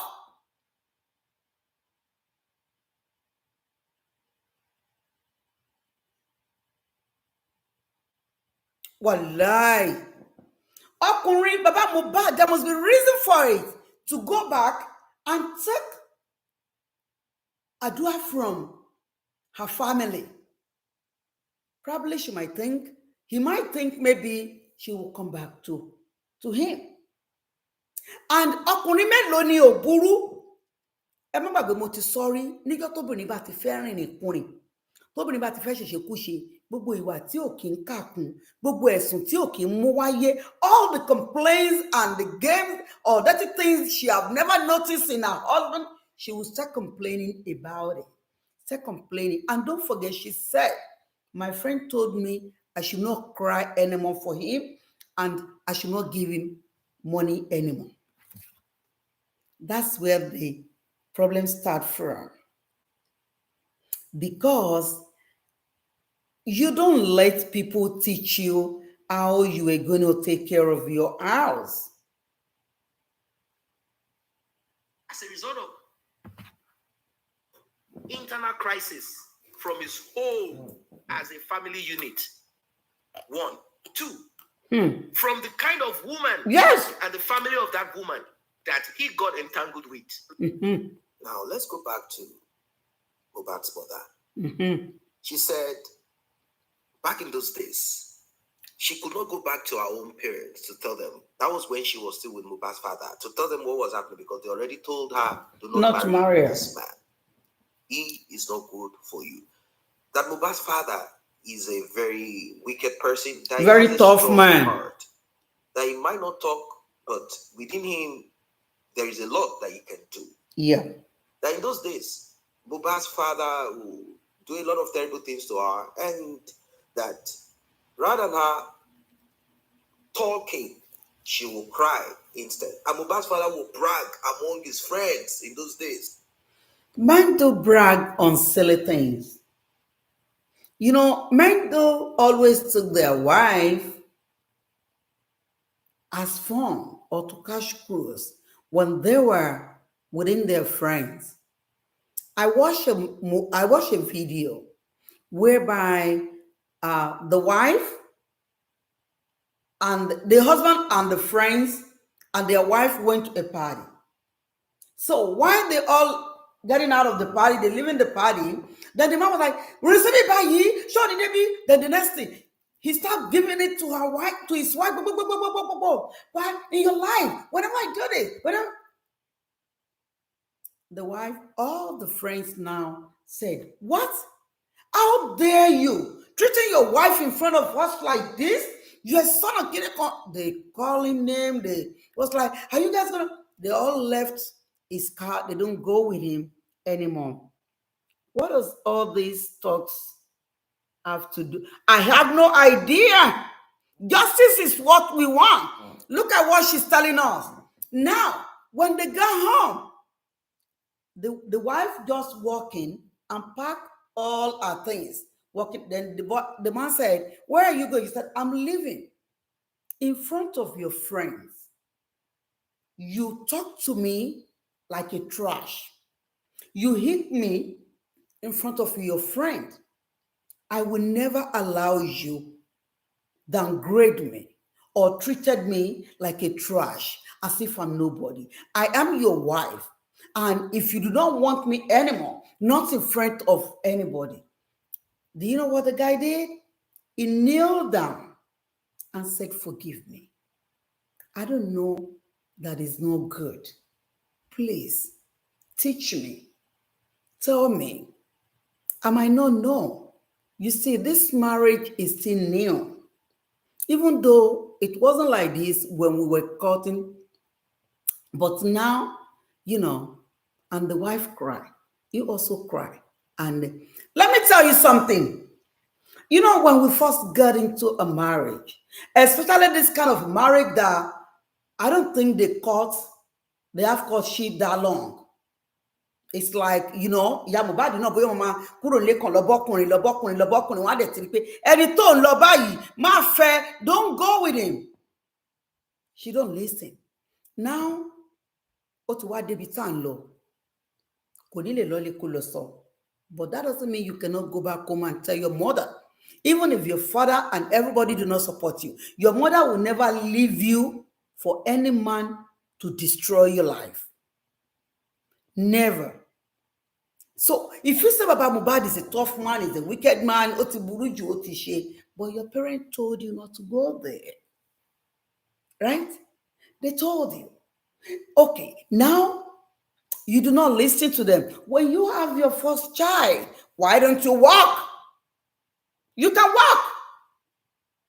Instead of you having 3 kids.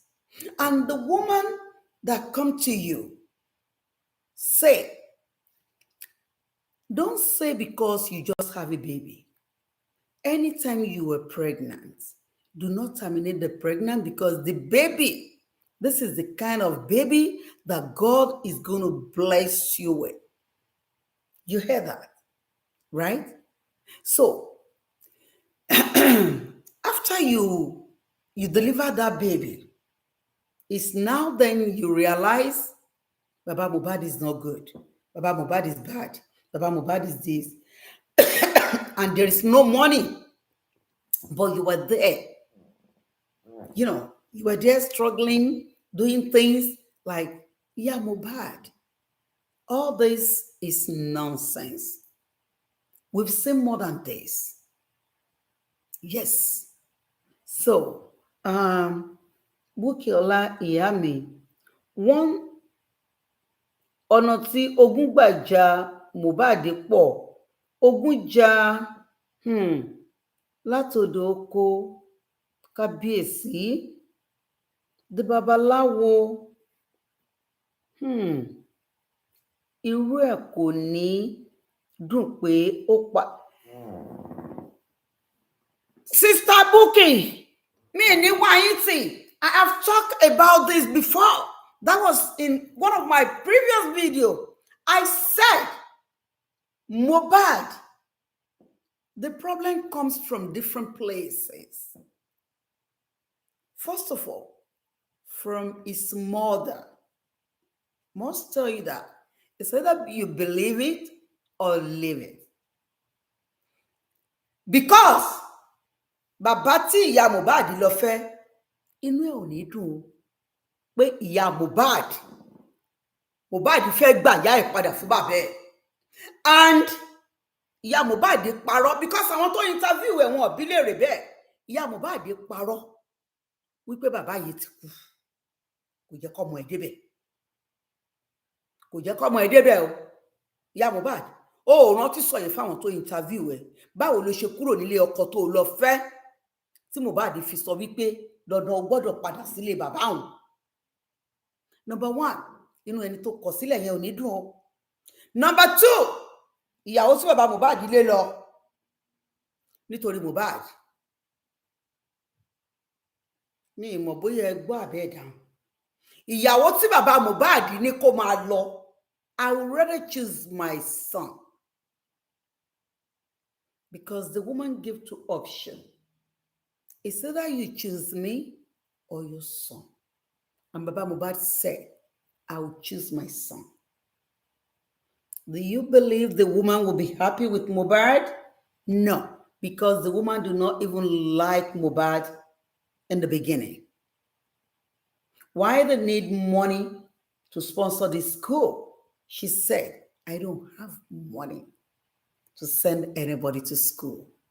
Yeah, Mohbad, you are the cause of the problem. In any way.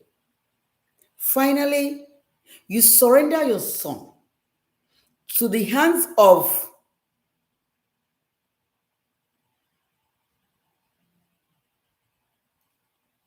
what's the name of this animal? Crocodile. Wunmi and her mother are crocodile. You know, when you throw a meat to a crocodile, you know how it's going to grab it, right? Yes.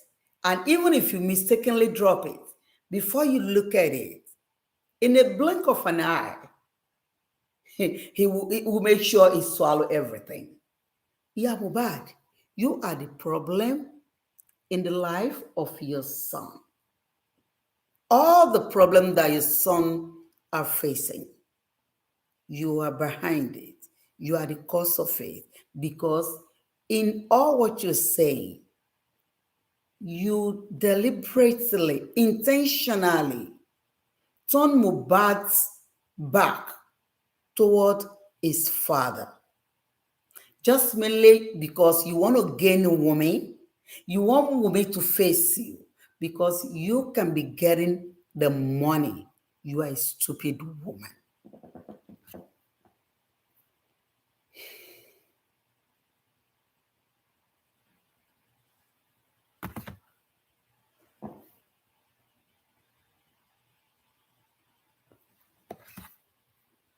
To cry, and she will continue crying and crying.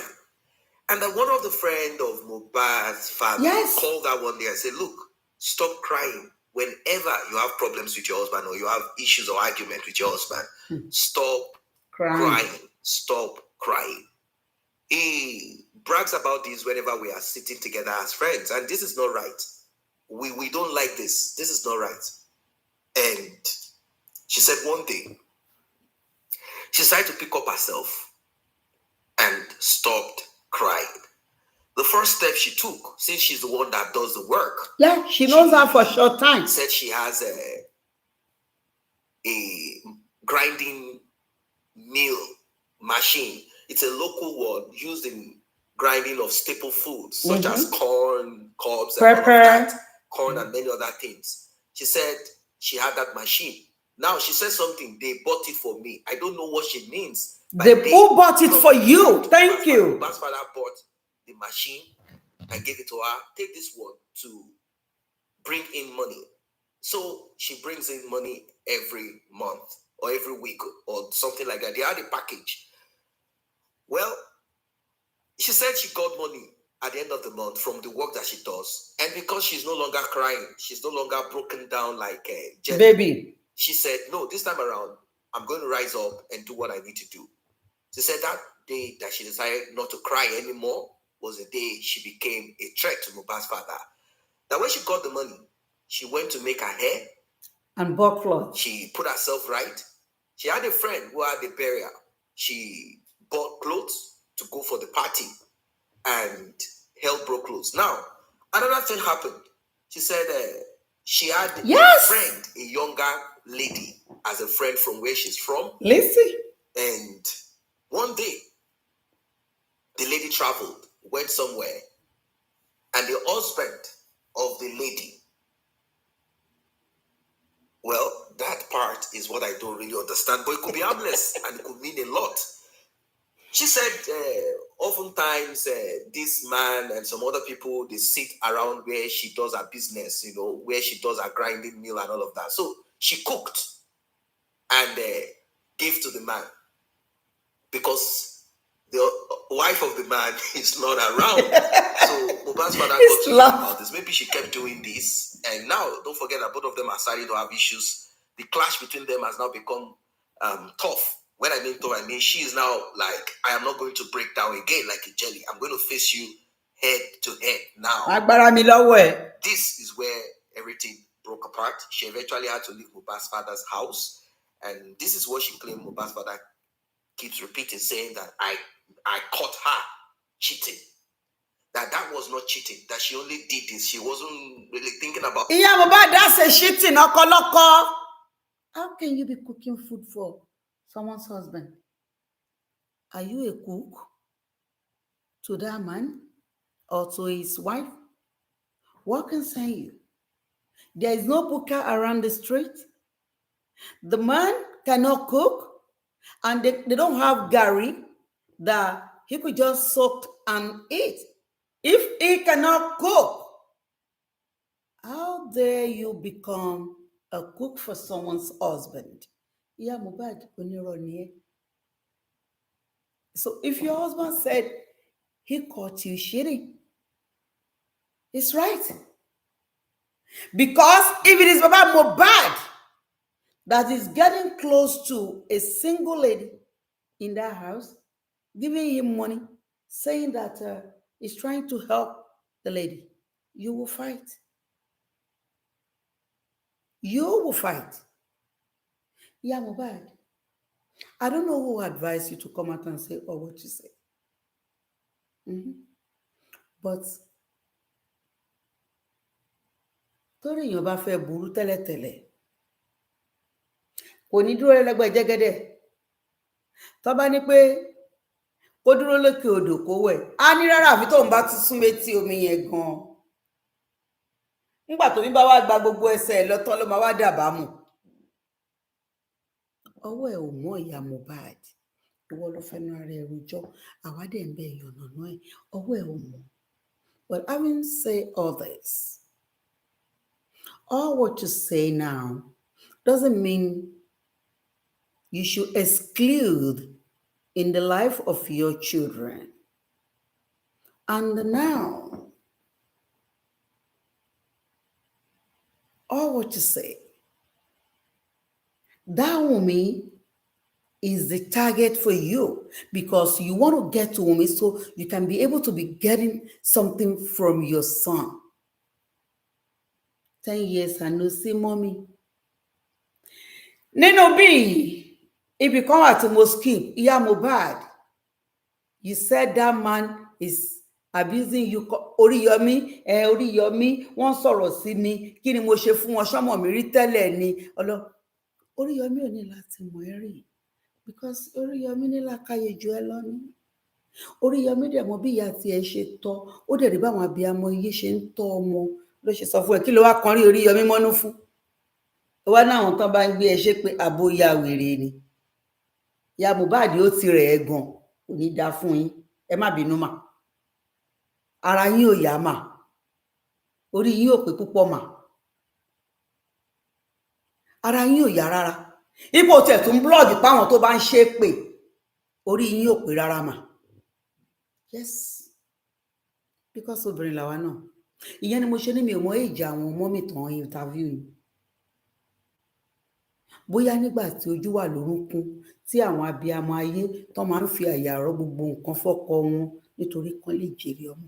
Torí kí lóbìnrin ṣe ń fararọ́ nǹkan ní ilé ọkọ ẹ̀, kò ṣe torí nǹkan kan nítorí ọmọ ni.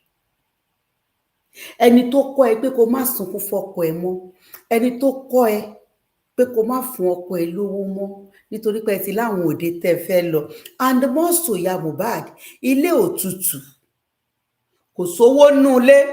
Bàbá Mohbad ò rówó múlẹ̀, ìwọ ló ń gbọ́ bùkátà lé, ó wá yàn rẹ̀ ń daṣọ, ó ní ṣekúṣe ní ẹ̀mbò ló ti ń rówó. 3,500 ni wọ́n fún ẹ. Níbo ló ti ń rówó? Ó ṣekúṣe, my dear sister.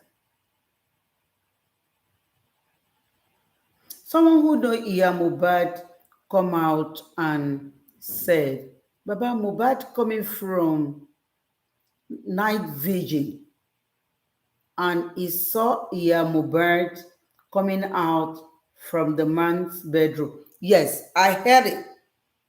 I heard her. Yes. Yeah, Mary, you're right. I heard the story.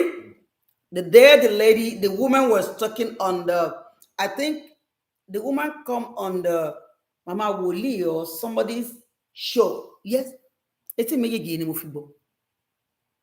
Ìyá Mohbad. Oògùn orí fífọ́ kọ́ lóògùn orí bíbẹ́. Àbí orí bíbẹ́ kọ́ lóògùn orí fífọ́. Sorry. Gbogbo ẹjọ́ tó wá rò lẹ́yìn. Gbogbo ẹjọ́ tó rò lẹ̀, what did she that day? Èmi ò mọ ohun tó ló ṣe fún wọn o. That I don't know. Was life better for her with her second husband? Never! Ìyá Mohbad síbẹ̀síbẹ̀ kò tútù fún yín gbé mú bí tẹ lọ. Kò sàn fún yín jùgbà tẹ wà nílé bàbá Mohbad lọ.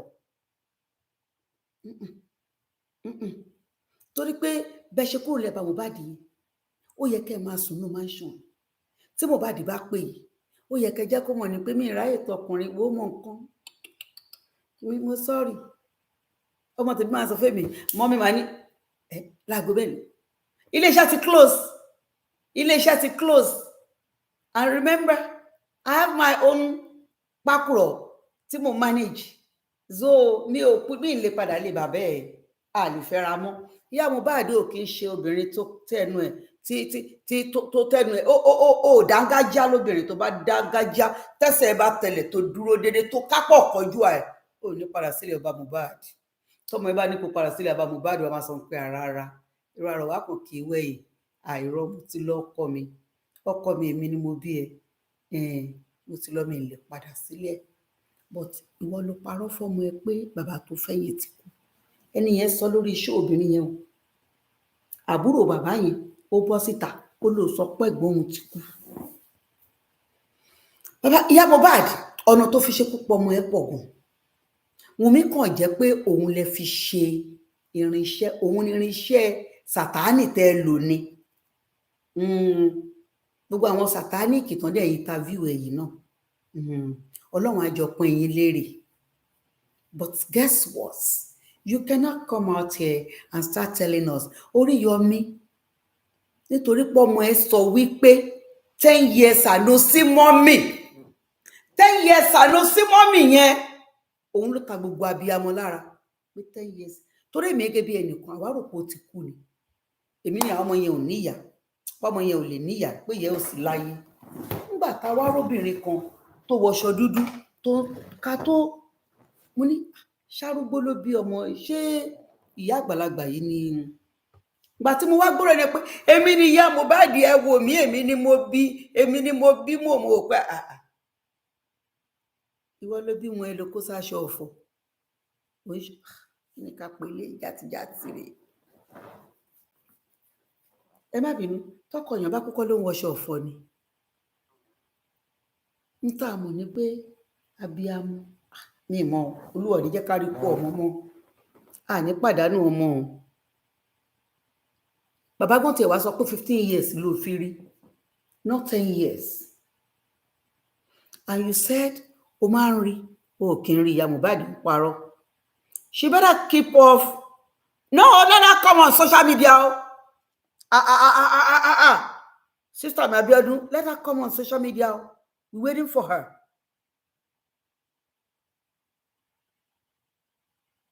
Let her come up. She have mouth. Àwọn tó instigate àwọn náà interview ẹ yẹn. Àwọn subordinator àwọn náà interview ẹ yẹn. Ṣé bọ́ tó tún sọ sí lẹ́nu pé owó yìí náà ṣáà ni àwọn bàbá Mohbad haters. Àwọn nìyẹn o. Owó yìí náà ṣáà ni. Olúwa dájọ́ fún gbogbo yín. Tẹ́ ẹ bá dá tẹ́ ẹ bá darí ẹ̀yin nìyẹn Ọlọ́run nìyẹn. Ní gbangba ní kọ̀rọ̀ kò síbi tó ju Olúwa ọ̀tọ̀. Because gbogbo yín ètò àbá Mohbad. Ṣùgbọ́n ní àṣẹ Elédùmarè ibi rere lòkè yìí ń gbé wa rè gbogbo wa la máa rí ìdí òótọ́ lẹ́nu dẹ̀ máa ya gbogbo yín. Àṣírí ọ̀rọ̀ yìí ò ní bò. Àṣírí ọ̀rọ̀ yìí máa tú. Tó bá dẹ̀ tú tán. One love, my darling brothers, sisters. Thank you. tọ́rọ̀ yìí bá táṣìírí ọ̀rọ̀ yìí bá tuntun ojú gbogbo wa jà. But for whoever that advised this woman to come on social media, ẹ kò rí rárá, kò ní story gidi lẹ́nu. Mo kéré inú ayé o, ṣùgbọ́n gbogbo ohun tó sọ yìí èsì ọ̀rọ̀ ni.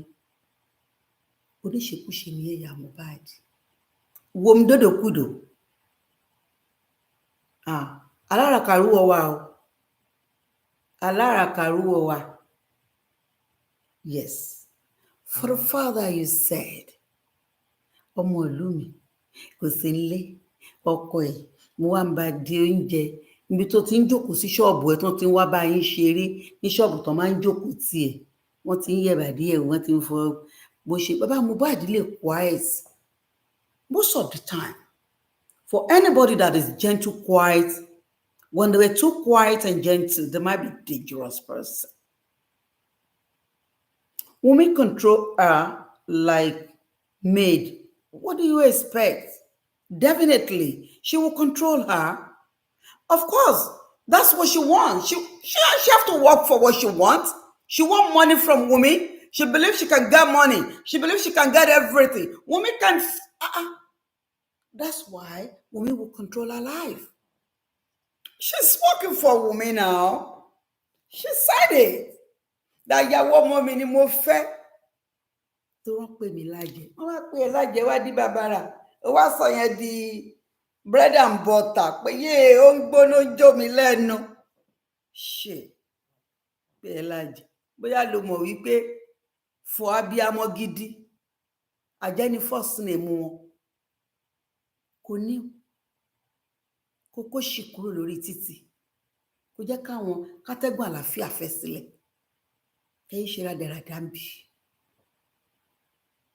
But yeah, I believe it's good for you to come out anyway. It's good. How do we know who you are? Many people have been saying it. They come out and tell us that oníṣekúṣe rúwọ wà aláràkà mfòbò pólẹ̀ mfòbò tòbòlóṣì mọ́mì ṣẹlẹ̀ ya mọ́mì. Now you prove to us that that's what happened.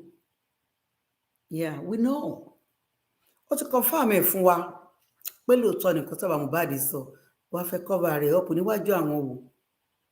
Because nígbà tó committee tẹ̀ máa ṣóúnjẹ fún committee máa ṣóúnjẹ fún àwọn ọmọ mi. Mo ti ráyè ẹnìkan pé kò sí ilé mi máa ṣóúnjẹ fún. Ṣé mi gẹ́gẹ́ bí méjì ni? Kí ni ilé ayé tèmi? Kí ni àtọ́ bá lọ wádìí ẹni yẹn gbogbo fúnra rẹ̀. Èpè nìyẹn náà máa gbé ẹṣẹ́ láti. Ipa ọkọ òun ò sí nílé ilẹ̀ ṣóúnjẹ fọ́kọ. Ìyá Mohbad ó yẹ kójú tiẹ̀, ó yẹ kó daṣọ bojú. Ìwọ ní ìyá Wunmi nì Wunmi gbogbo ẹ̀yin obìnrin mẹ́ta tẹ́ wà nínú ayé Wunmi nínú ayé Mohbad ẹni dójútì nìyí. Mi mọ ibi tí Mohbad ti ṣàgbákò yín. Ọmọ disgrace nìyí. Má jẹ́ kẹ́nu ẹ yọ o. Níṣe ni kó yá padà kó lọ tilẹ̀kùn yẹn mọ́rí. Má jẹ́ kẹ́nu ẹ máa yọ̀ rárá. Ọ̀rọ̀ sí lẹ́nu yóò lé ẹ́. Ọ̀rọ̀ yẹ. Well, for you all mothers, I don't know. But I believe none of you can act this way because your husband did anything to you, you have to go this way. Olúwa ò ní ṣe yín bẹ́ẹ̀ o. Olúwa ò ní ṣe gbogbo wa bí obìnrin bí ìyá Mohbad. All the situation that is going on between ìyá Mohbad and Baba Mohbad, she have to put everything on her son. You do not care. You can be with that man. Damn it.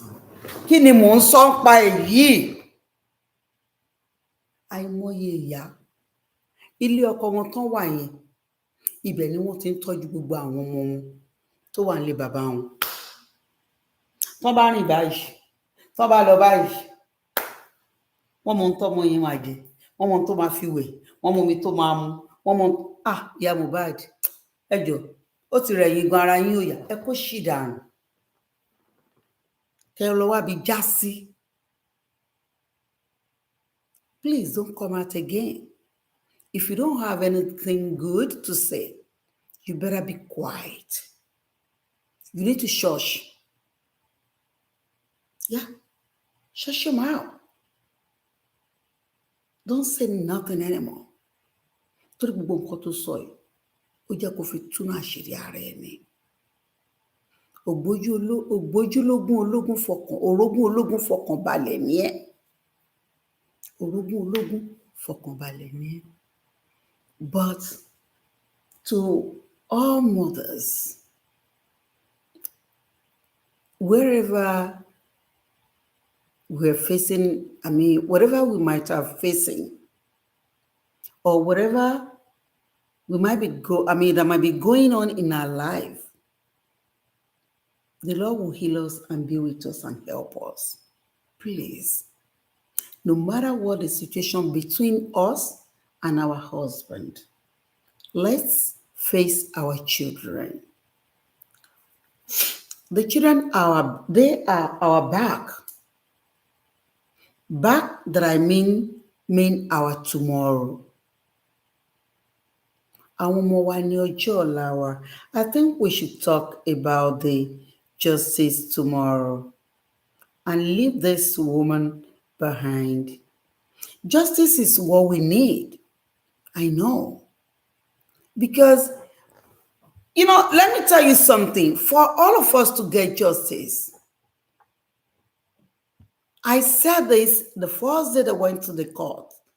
They went to coroner inquest. I said, if you parents, if we want justice for Mohbad, that should start from the parents.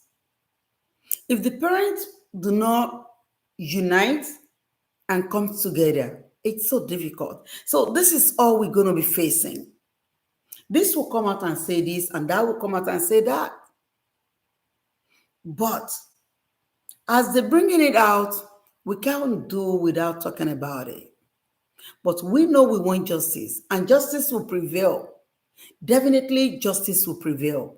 No matter what the father do, no matter what the mother does, justice will prevail. But I just want to tell about Mohbad himself. He himself has his own fault on all this mess. Both of them are so greedy. Greedy is part of what happened. Greedy is part of all this mess. We shouldn't be greedy. Like you call your daughter or your son sometimes, think about it that they have, sometimes they were not even married, they were not engaged with anybody, but they have one or two things they were thinking to do. They have a lot of things in their head that they were thinking of. Oh, when I get money, when I receive my check, this is what I'm going to do. This is how I want to spend my money. We shouldn't rely on them too much.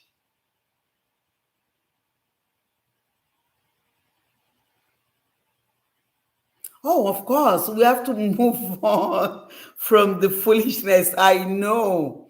We will definitely move on.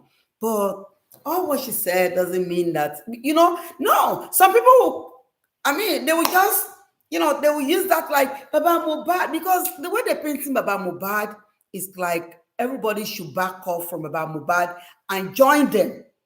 That's what they were looking for. They were trying to bring the man down so that you can go by them and force Baba Mohbad like, oh, Baba Mohbad is not good. That's what they were trying to do. But you know what? No matter what any of you do, justice is what we want. And justice will prevail. Justice for Mohbad. Mohbad has no family. No. Kò ní ìyá, kò ní bàbá tó dáa, kò dẹ̀ ní family tó dáa, kò ní kankan. Elédùmarè tó ní, òun ló ti pè sọ́dọ̀ yìí. Wọ́n ti tarí ẹ̀ lọ bá Elédùmarè. But justice will prevail. No matter what anybody do, justice will prevail. And justice is what we're looking for. Justice for Mohbad. Please, my wonderful people, let's continue ask for justice, and let us come together and be clean, because I wanted to talk about something. Hopefully that will be tomorrow.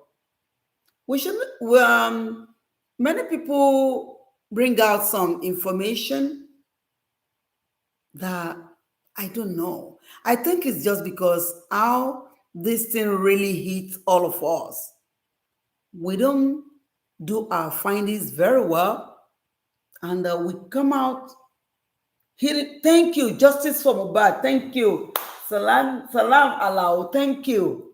We should all do our findings very well. For all of you that talks about Mohbad, go around saying, let us, before we pass the information, before we bring the information out, please let it be real, so that we don't confuse people that is following and that wants to know the real truth about what is in this. I mean, what is the cause of this problem and how things is going to work out. Excuse me.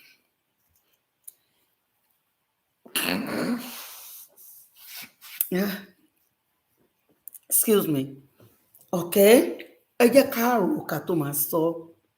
Ẹ jọ̀ọ́ torí Ọlọ́run. At this point, a lot of people believe Baba Mohbad, Baba more than. Oh, sure, they should. But these people, when they're bringing their story out, we have to tackle them too. But justice for Mohbad, my wonderful people, please. Let's continue fighting for justice. Thank you, justice for Mohbad. And justice we will all get by the Almighty Eledumare. Justice will prevail. Justice will prevail. Thank you so much for tonight. I appreciate all of you for being with me tonight. Ẹ jẹ́ ká fi kọ́gbọ́n o. Ẹ jọ̀ọ́, tá bá ra àwọn àbúrò wa, àbọ̀rẹ́ wa tó fẹ́ ṣe irú nǹkan báyìí, ẹ jẹ́ ká advice wọn. Àwọn ọmọ wa ní ọ̀la wa, àwọn ní ẹ̀yìn wa. Ẹ̀yìn wa ò ní bàjẹ́. Iwájú wa náà ò ní bàjẹ́. N tá fọkàn tẹ̀ tá gbójúlé kò ní bàjẹ́. Láṣẹ Elédùmarè, gbogbo wa la máa jèrè ọmọ. Lágbára Elédùmarè. When our fruit is ripe, we will all sit and eat the fruit of our labor by the Almighty Eledumare. Thank you so much. Thank you. Please love this video and like. Love the video and like the video. Share this video, please. Help me share the video. Love and like, please. Do. Because you are my wonderful people and I love all of you. Thank you for joining me. God bless you. God bless you. Please love, like, and comment. Love, like, and comment and share the video. Thank you. Thank you. Thank you. Thank you. Oh, I love you. Wish you all have wonderful and sweet dream tonight.